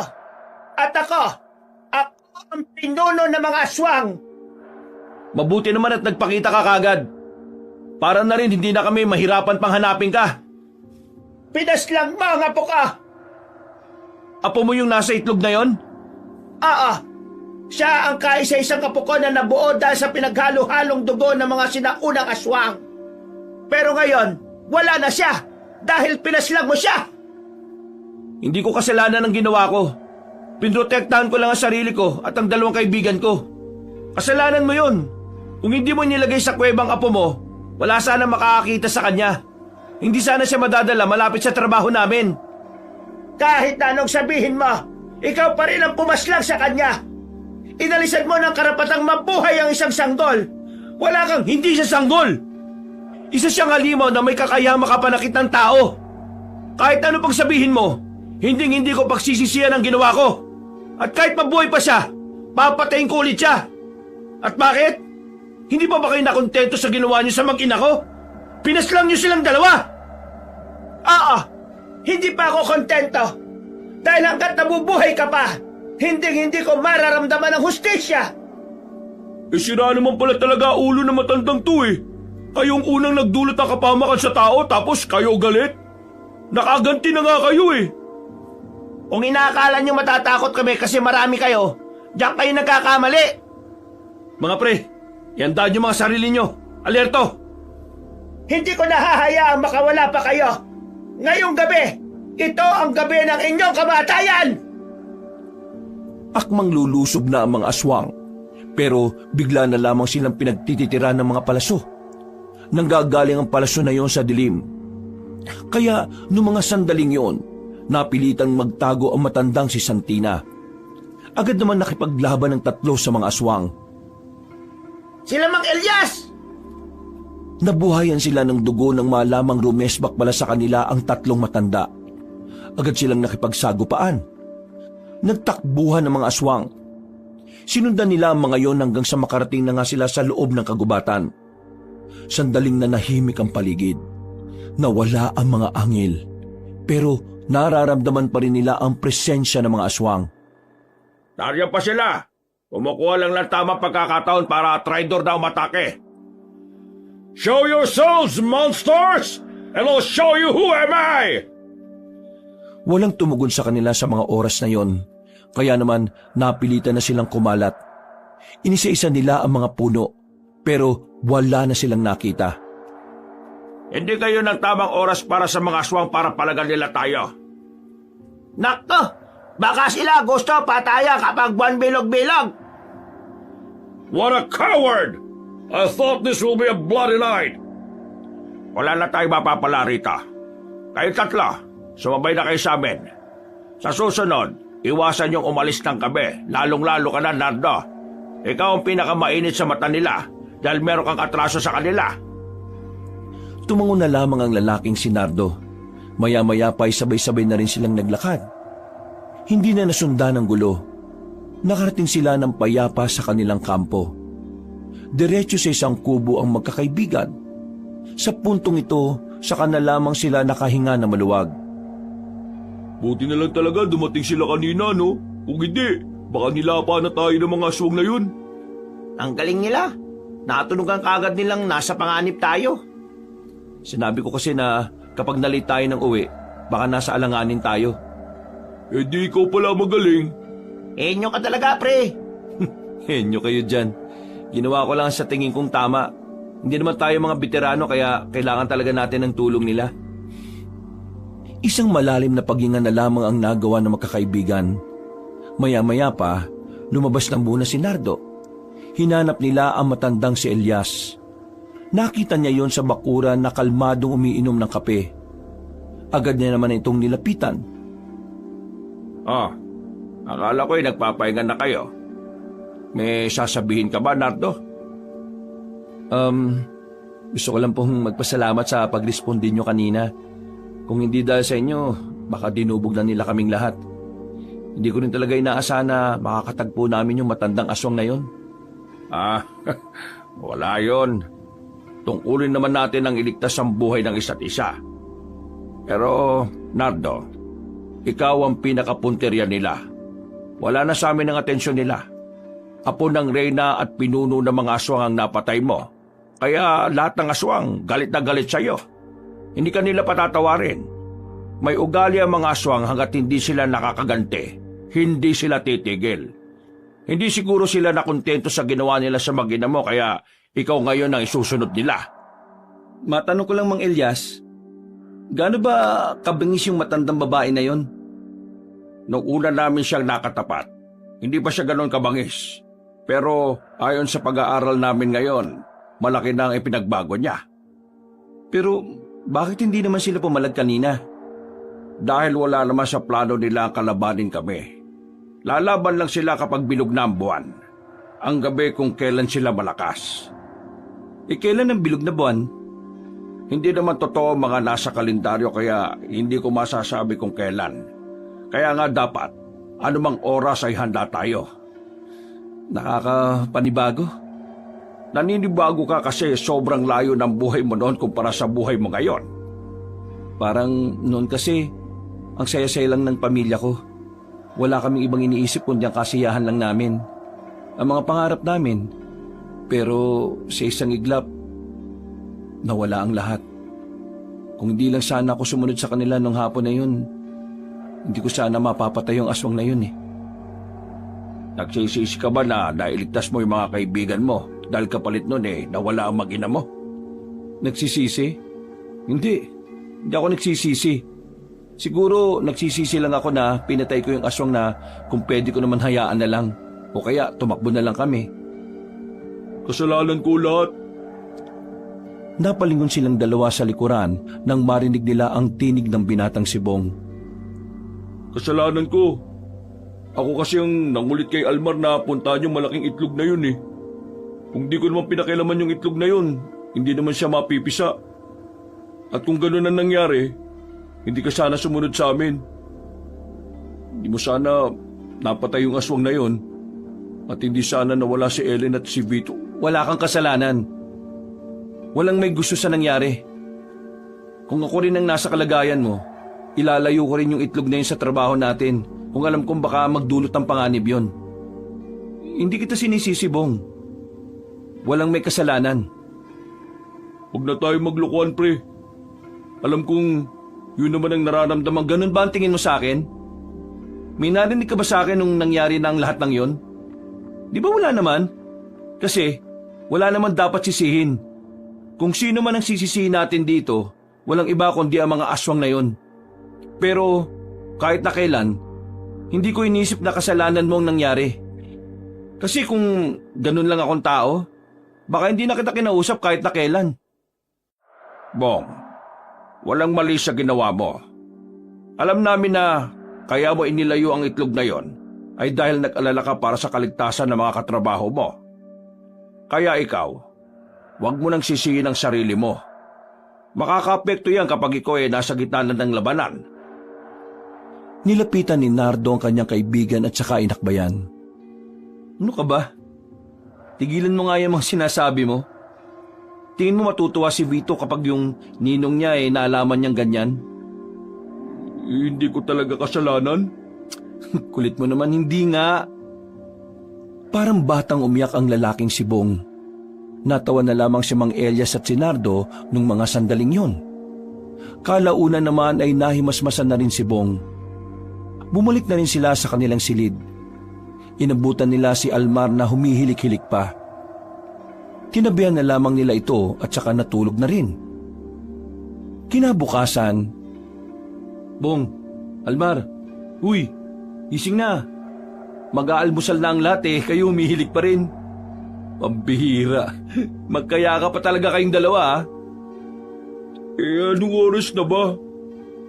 Mag-aalas 8 na, no? Napasarap yata tulog ko O sige na, bumangon na kayo. Kailangan na natin magsikilos. Pagkatapos ng almusal may dinalin na naman daw mga aswang.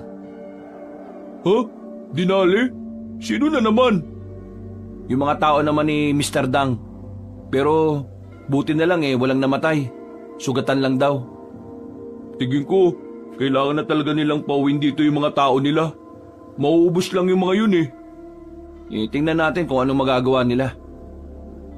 Matapos makapag-almusal, nagpatawag na naman ng mahalagang pagpupulong si Mang Elias.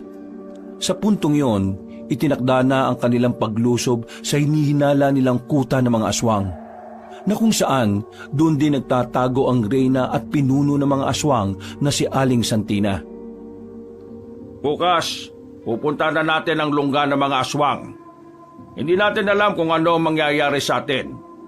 Kaya ngayon pa lang, binibigyan ko na kayo ng pagkakataon para magpaalam sa mga pamilya ninyo. Hindi biro ang papasukin natin. Ito na ang pinakamabigat na laban sa kasaysayan ng ating samahan.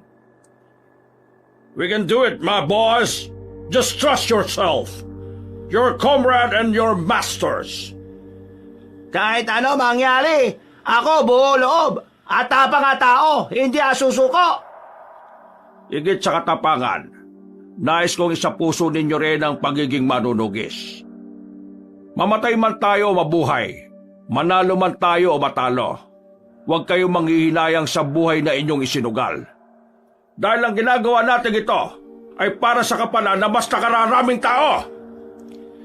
Naghiyawan na manunugis, tanda ng kanilang pagiging determinado at pagiging desidido. Pagkatapos ng pagpupulong ay nagpaalam na rin ng tatlo. Babalik sila sa kanilang baryo para dalawin ang puntod ni Ellen at Vito. Alerto na sila sa posibilidad na baka may aswang na namang umatake sa kanila. Kaya naman malakas na rin ang loob nilang lumakad. Mahal, anak, nandito na ako. Hindi ko alam kung ito na ang huling dalo ko sa inyo. Bukas kasi mapapalaban na kami sa mga aswang. Mababangis daw yung mga yun. Gusto ko lang sabihin sa inyo na ginagawa kong lahat para mabigyan kayo ng hustisya. Kaya sana, kung nasan man kayo naroroon, masaya kayo sa ginagawa ko. Mare, itong si kumpare, magaling to makipaglaban. Diyos ko, kung nasaksyan mo lang ng harapan, baka ma-inlove ka ulit. Dito, nanak. Alam mo bang itong tatay mo? Maraming pinatumbang mga aswang. Ang galing nito. Parang biyasang-biyasa na Mga bulero pa tong mga to. Ay, nako. Nakakamiss din makipag-usap sa mag-ina mo, pre. Parang dati lang, puro lang kalokohan tinuturo kay Vito. Tapos, magagalit si Ellen sa akin. Kaya, mainit ang dugo sa akin ni Ellen dati kasi kapag galing sa akin ang anak nyo, may mga bagong kalokohan na naiuwi sa bahay nyo. Sira ulo ka Nagulat na nga lang ko si Vito nung nagmure Uy, di ko tinuruan magmura yun ha. Sus, kunwari ka pa. Pamangkin mo nga, tinuruan mo magmuri. Kaya hindi malabong pati si Vito. Iniisip ko nga rin, nagmura na kaya si Vito sa langit? Sa tanong na yun ni Nardo ay sabay-sabay silang natawa. Kinakaya na ni Nardo ng umiti nang hindi na nakakaramdam ng sakit.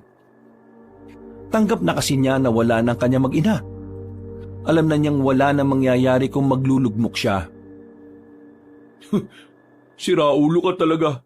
Kakaganyan mo, baka hindi ka napakitin ng langit Alam mong bawal magmura doon, nagtatanong ka pa ng ganyan no? Biro lang naman. Ha? Mahal ko? Anak ko? Kailangan na naming umalis. Huwag kayong mag-alala. Gagawin kong lahat para makabalik pa ako dito. Palagi niyong tatandaan na mahal ko kayo. Inakbayan na lamang siya ni Bong at Elmar. Nilisan na rin nila ang lugar na yon bago gumabi. Habang naglalakad sila pauwi, meron silang nakasalubong na isang lalaki. Payat lamang ito, parang isang kalabit lang ay matutumba na. Pero ang hindi nila maintindihan ay kung bakit nagawa pa nitong banggain si Almar.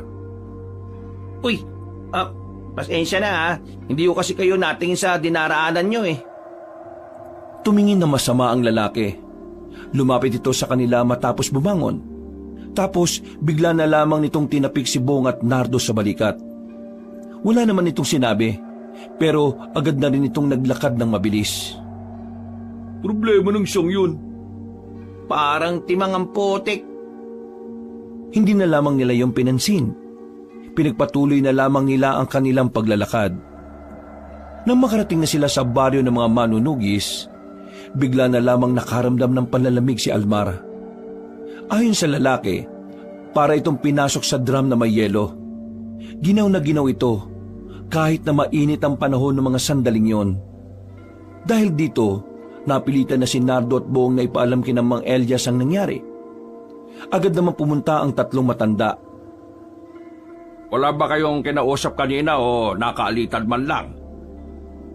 May kinausap kami kanina. Nakabanggaan ni Almar. Isang lalaki na payat na wala namang sinabi. Naglakad na rin to papalayo. Ako nga tingin. Baka tama aki hinala. Bakit po? Ano po bang nangyari sa kaibigan namin?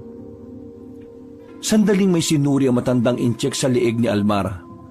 Nanlaki ang mga mata nito nang malaman kung anong naging sanhi ng pagkakasakit ni Almar. Ano po nangyari?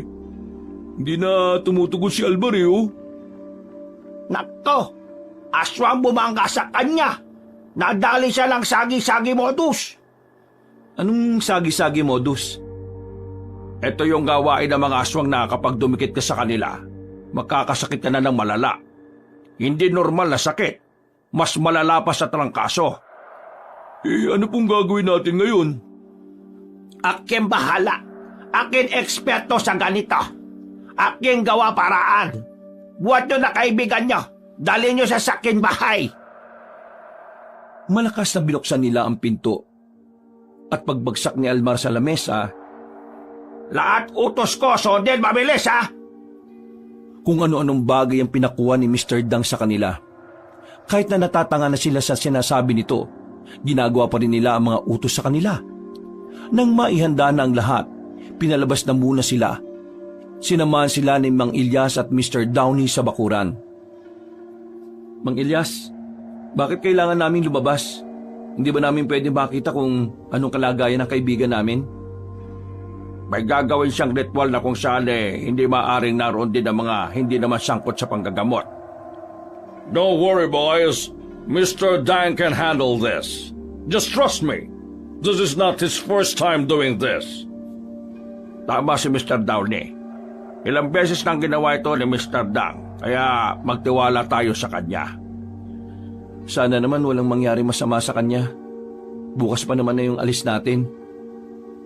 Kabado, hindi mapakali ang dalawa habang naghihintay ng balita mula sa matandang inchik. Inabot na sila ng umaga. Saka lamang lumabas ng bahay si Mr. Dang. Pawis na pawis at parang hinang-hina. Mr. Dang, ayos lang po ba kayo? Akin ayos lang. Ganito talaga. Hihina ako tapos gumamot. Mang Elias, totoo ba sinasabi niya? Oo. Normal lang yan sa mga manggagamot. Yung ibang porsyento kasi ng bigat ng pakiramdam ng ginamot niya lumilipat sa kanya. Ganun po ba? Mr. Dang, maupo na po muna kayo. Kakaupo lang ni Mr. Dang nang biglang napahawak naman si Bong sa kanyang ulo. Bigla na lamang itong nahilo. Muntikan pa itong matumba. Buti na lamang ay nasalo ito ni Mr. Downey. What the hell is happening? Are you okay? Hey! Teka, ano nangyayari sa'yo? Nahilo ko, pre. Ang bigat ng pakiramdam ko. Nardo, sigurado ka bang si Almar lang yung nabangga ng lalaking aswang? Oo, pero kasi tinapik din kasi si Bong sa balikat at saka ako. ikaw rin ay pambihira. Nako. Tayo wala na oras mag-usap. Ikaw, Nardo, at ikaw, Bong. Kayo dalawa sa masakit sa loob. Pero baka may mangyaring masama sa'yo kapag pinagsabay-sabay mo sila. Wala tayo magagawa. Dapat sila magamot kagad. Kung hindi, nako, baka tigok sila. Akin ayos lang. Wala masama mangyari sa akin. Halika, sama kayo sa akin. Hali! Pumasok na rin si Nardo at Bong sa bahay na matandang inchik. Nakita nila si Almar na nagkaroon na rin ng malay. Pero nangihina pa rin. Maya-maya lang, maging si Nardo ay naramdaman na rin ang bigat ng kanyang pakiramdam. Natataranta na si Mr. Dang. Nang makitang sabay na namumuti ang mga mata ng dalawa, tinawag na nito ang dalawa pang matanda. Kailangan akin at tulong. Akin gabayan ninyo, dali!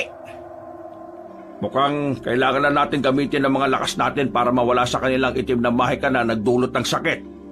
Hindi, bawal. Kung gamitin natin, baka mawala ang lakas natin.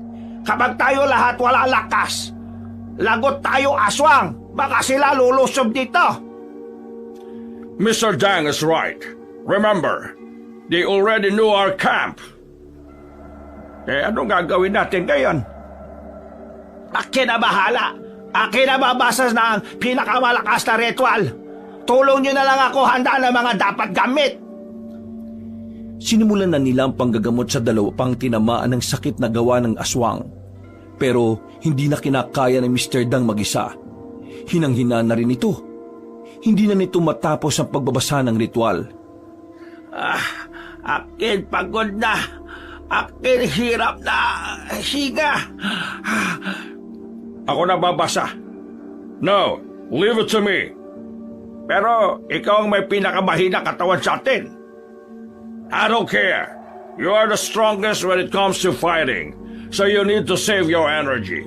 They need you. Ang ritual na kanilang babasahin ay ang ritual na itinuturing nilang pinagbabawal.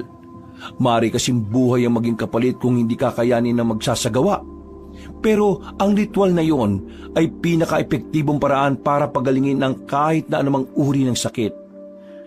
Pero just leave it to me or else I'll kick your balls.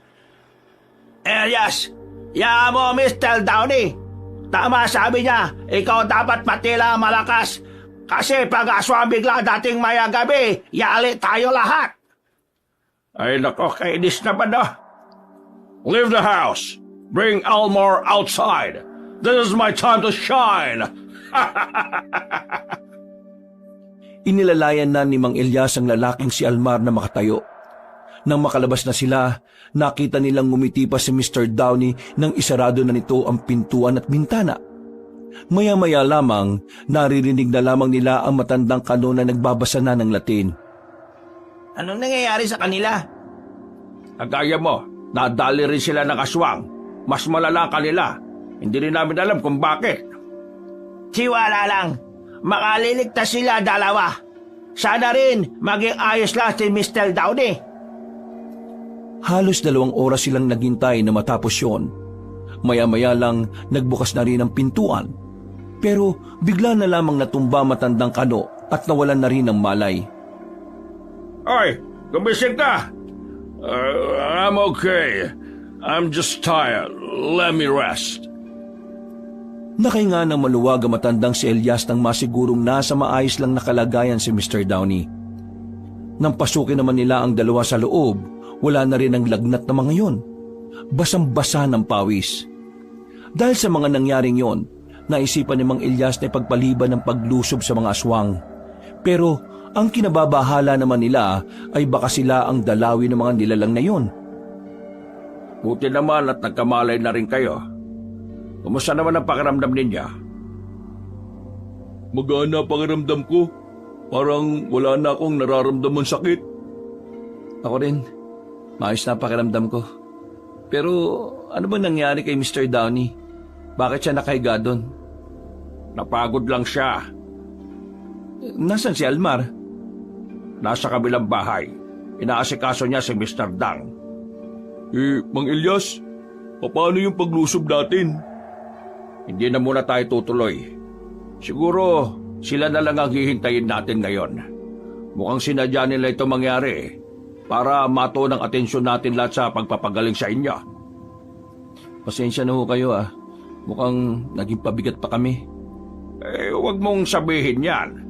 Sadyang magaling lang talaga ang taktika ng mga aswang. Sa ngayon, inihanda ko na mga kasamahan natin. Kaya dito lang kayo. Magpahinga kayo. Sakaling may mga aswang na dumating may susundo sa inyo rito para lumayo. Hindi, sasama kami sa laban. Kailangan nyo pang maibalik ang lakas ninyo. Makinig kayo sa akin, ha? Hintayin nyo na lang ang mga pagkain nyo. Paparating na yon. Maiwan ko na muna kayo, ha? Pupuntahan ko lang si Mr. Dang. 2 minuto pa lang na nawawala si Mang Elias. Tumunog na ang kampana sa kanilang kampo. Ang kampanang yon ay senyales na may mga kalaban na sa paligid. Sunod nilang narinig ay ang mga taong tila natataranta na sa labas. Agad na bumangon si Nardo at kinuha nito ang itak. Ganon din naman si Bong. Hindi ako papayag na wala akong gagawin. Ayoko maging pabigat. Paano si Mr. Downey dito? Do your job. Don't mind me. Napatingin sila nang makitang may malay na ang matandang kano. Nakangiti pa ito sa kanila. Nilapitan nila si Mr. Downey. Nakita nilang hindi na igagalaw na matanda ang katawan nito. Go outside and help Elias. Go! Huwag ka magkalala, Mr. Downey. Hindi masasayang ginawa mo para sa amin. Bong, tara na! Paglabas nila ng bahay na yon, nakita nilang nagtatakbuhan na ang mga kasama nila patungo sa kanya-kanya nilang pwesto. Nakasalubong nila sa labas si Almar na may daladala na ring sandata. Base sa lakad nito, kagaya nila ay tila nangihina pa rin ito. Oh, bakit kayo lumabas? Sabi ni... Kailangan namin tumulong. Mga pre, tara na, samahan natin si Mang Elias.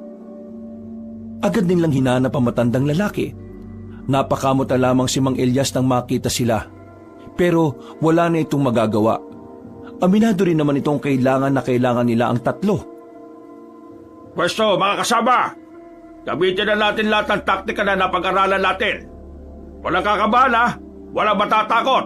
Tandaan nyo, mas mataas ang tao kaysa sa mga aswang. Isang mahabang katahimikan ng namayani. Umihip ng malakas ang hangin. Ang kakaibang lamig ay nakakadagdag pa sa kaba na nararamdaman ni Nardo. Maya-maya lang, Ibigay niyo na lang ang lahat ng yan para wala ng gulo!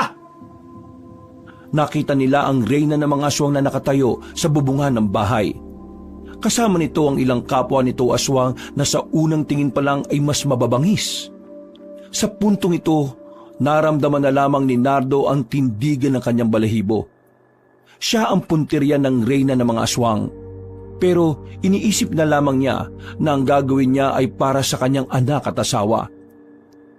Humigpit ang kanyang hawak sa itak. Sa puntong ito, unti-unting nawala ang kanyang takot at kaba. Naglakad siya ng kaunti at hinarap ang matandang babaeng aswang. Hoy, tanda! Kung gusto mo ako makuha, kailangan mo muna akong patayin! Bumaba ka dyan at magharap tayo! Nagulat sila sa ginawang panghamon ni Nardo. Kaya naman agad na ring nagbigay ng hudyat si Mang Elias. Mga kasama! Ngayon na! Mula sa likuran ng mga bahay, lumabas ang ilang mga manunugis na gamit ang palaso at pana. Tinira nila ng mga palaso ang mga aswang.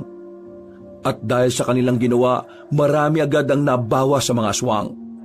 Pero nakita nilang may iba pang dumating kaya ipinagpatuloy na nila ang laban. Mga pre, dito lang kayo! Samahan niyo sila! Ikaw! Haharapin ko yung reyna! Sigurado ka ba? Magkasama kaming dalawa. Tara na, Nardo!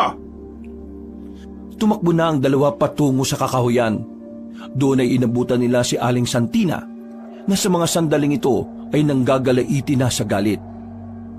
Hindi ba ba alam na ngayon sana ang pagdiriwang namin ng 3 linggo ng apo ko? Pero pinatay mo siya! Bakit ba hindi mo maintindihan na ginawa ko lang ang dapat para protektahan ang sarili ko at ang mga kaibigan? Wala akong pakialam kung ano ang dahilan mo! Wala akong pakialam kung sino ang nais mong protektahan. Basta ang alam ko lang, pinaslang mo ang kaisa-isa kong apa. Nardo, maganda ka na. Malakas to. Papatayin kita! Ipaparamdam ko sa iyo ng dahan-dahan ang sakit! Maya-maya lang ay agad na rin nagbago ng anyo ang matandang si Santina. Humaba na ang buhok nito. Tumulis ang ilong at ang tenga. Gumapang ang makakapal nitong buhok sa lupa at kumapit sa binti nilang dalawa. Binalibag sila sa lapag. Unang tumama ang kanilang likod kaya agad nilang naramdaman ang kirot. Pero kahit na ganon, pinilit pa rin nilang makabangon. Nagsisimula pa lang tayo! Ilag, Nardo! Nagawa ni Nardo na mailagan ng muling paglapit sa kanila na makakapal na buhok. Pero nang lumingon siya sa gilid, nakita niyang naroon pa ang makakapal na hibla ng buhok na agad din namang pumulupot sa kanyang leeg. Lintik kang kumot ka! Mabilis na lumapit si Mang Elias. Hinigupit nito ng hawak na itak ang buhok na nakapulupot kay Nardo. Nabitiwan niyo ng aswang. Lalo lamang nanggigil si Aling Santina. Anong karapatan mo, Santana? Putulin ang maganda kong bahak! Anong magandang pinagsasabi mo? Matuto ka nga mag-shampoo! Ayun na! Lumundag na mataas sa matandang aswang. Paglapit ito sa kanilang harapan, sabay nila itong tinaga. Pero sa kasamaang palad ay hindi pa rin nila ito nagawang patamaan. Sa halip, sila pa ang nasuntok nito. Matigas ang kamao ng aswang. Malakas din ang pagkakasuntok kaya napasukan ng dugo si Nardo. Hindi niya inaasahan na ganun kalakas na suntok ang matatanggap niya. Ano? Wala ka na bang ibang gagawin kundi ang maging lampa? Patunayan mo sa akin na kaya mong sumabay para man lang may saysay ang kamatayan mo! Ang dami mong satsat! Nanlalaki mga mata ni Aling Santina nang may ipinukol na patalim si Mang Elias. Pinansalag ni Aling Santina ang braso. Nang bumao ng patalim ay galit na galit naman itong tinanggal yon. Muling lumusob sa kanila si Aling Santina. Dahil sa gigil nito sa kanila, sila naman ang nakatanggap ng bugbog. Sarado na ang kaliwang mata ni Mang Elias, habang si Nardo naman ay iika-ika na ring maglakad. May mga kalmot na rin ito sa likuran. Na mga sandaling yon, ramdam na ramdam ni Nardo na malayo na ang pagkakaiba ng lakas nila sa lakas na matandang si Santina. Pero hindi pa rin siya nawawala ng pag-asa. Alam niyang ang pagpaslang kay Aling Santina ang natatanging paraan para makamit nila ang hustisya. Masyado nang humahabang drama na ito! Oras na para tuntasin ko kayo!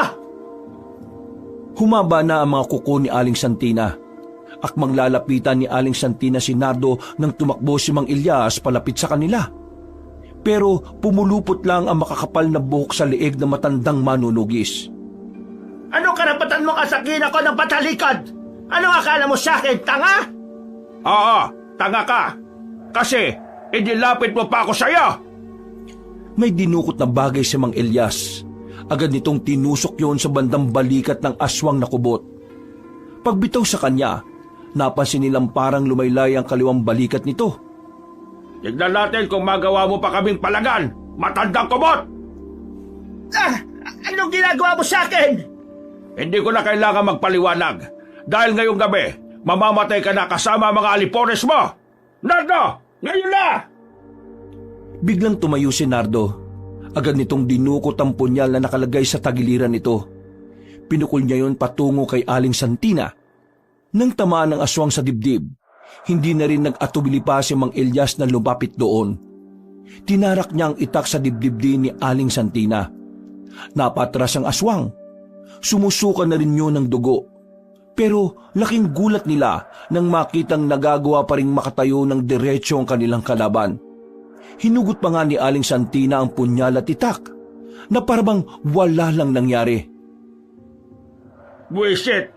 Anong klaseng nilalang ito? Mang Elias, tingin ko hindi sa dibdib, kundi sa ulo. Kailangan natin pugutan ng aswang na yan. Sige, tsempuan lang natin. Nagmamadaling makalapit sa kanila ang aswang na kubot. Kahit na laylay na ang kabilang balikat nito, ay mabilis pa rin itong tumakbo. Nagawa nilang ilagan si Aling Santina. Pero ang hindi nila inaasahan ay ang biglang paghaba ulit ng buhok nito.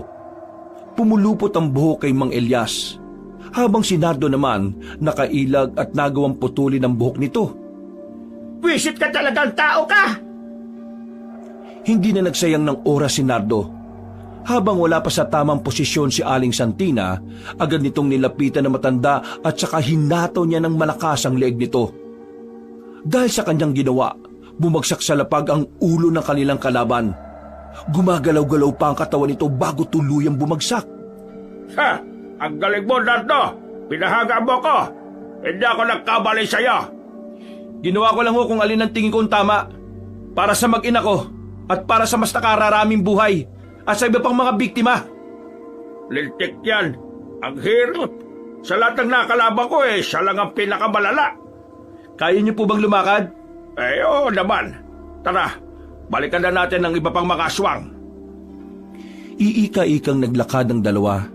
Pagdating nila sa baryo ay agad nilang pinaalam na patay na ang reyna ng mga aswang. Pinakita pa ni Mang Elias ang ulo ng aswang na kubot. Dahil doon, tila nawala ng pag-asa ang mga natitirang aswang. Nawala sa focus sa mga yon. Kaya kalaunan, nagawa na rin nilang matalo ang puwersa ng kasamaan. Pre, wala na! Wala na mga aswang! Ha! Nagawa natin, pre! Nagawa natin! Nanalo tayo! Natalo rin natin ang mga salot na yon! Walang paglagyan ng kaligayahan ng dalawang kaibigan ni Nardo ng mga sandaling yon. Mangyak-yak pa ang mga yon habang niyayakap siya. Kahit si Nardo din, sobrang saya ng kanyang kalooban. Pakiramdam niya kasi, siya mismo ang naghain ng hustisya para sa kanyang asawa at anak. Mga kasama, sa laban na ito tapos na. Natalo na natin ang mga aswang. Lahat ng kanilang biktima ay nabigyan na natin ng hustisya. Kabayapaan na ulit ang maghahari sa mga baryo. Naipanalo na natin ang laban, mga kasama! Palakpakan ng mga manunugis at dahil sa kanilang pagkapanalo, kinabukasan lang din ay nagkaroon ng pagdiriwang. Maraming baboy na kinatay, maraming alak na pinabili. Napapangiti na lamang si Nardo habang pinagmamasdan ng mga tao sa labas. You made us proud, boys! Good job! Pwede na talaga tagabang ligtas tatlo na to! Malulunong, aba!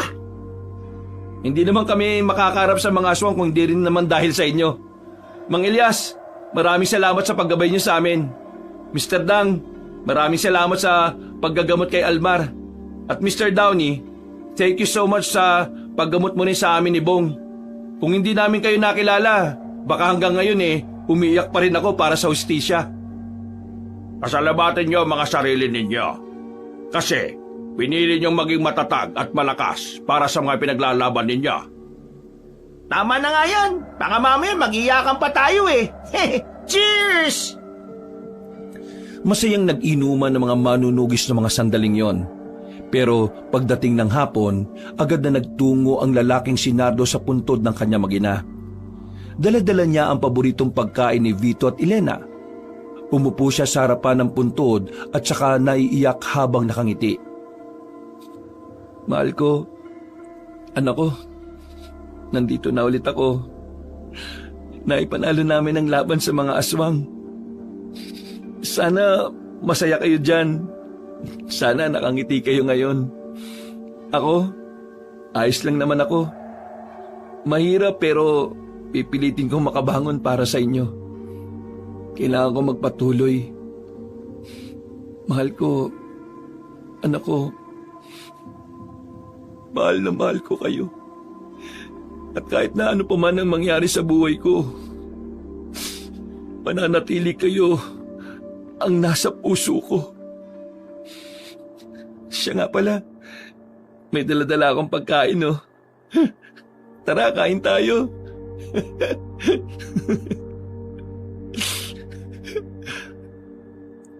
Iyak at tawang ginawa ni Nardo habang kaharap niya ang kanyang mag-ina. Pero magaan na ang kanyang pakiramdam. Maluwag na ang kanyang paghinga. Maayos na rin ang kanyang pananaw sa buhay. At kahit nawala na ang dalawang taong mahal niya, patuloy pa rin tinatahak ni Nardo ang bagong kabanata ng kanyang buhay. Wakas,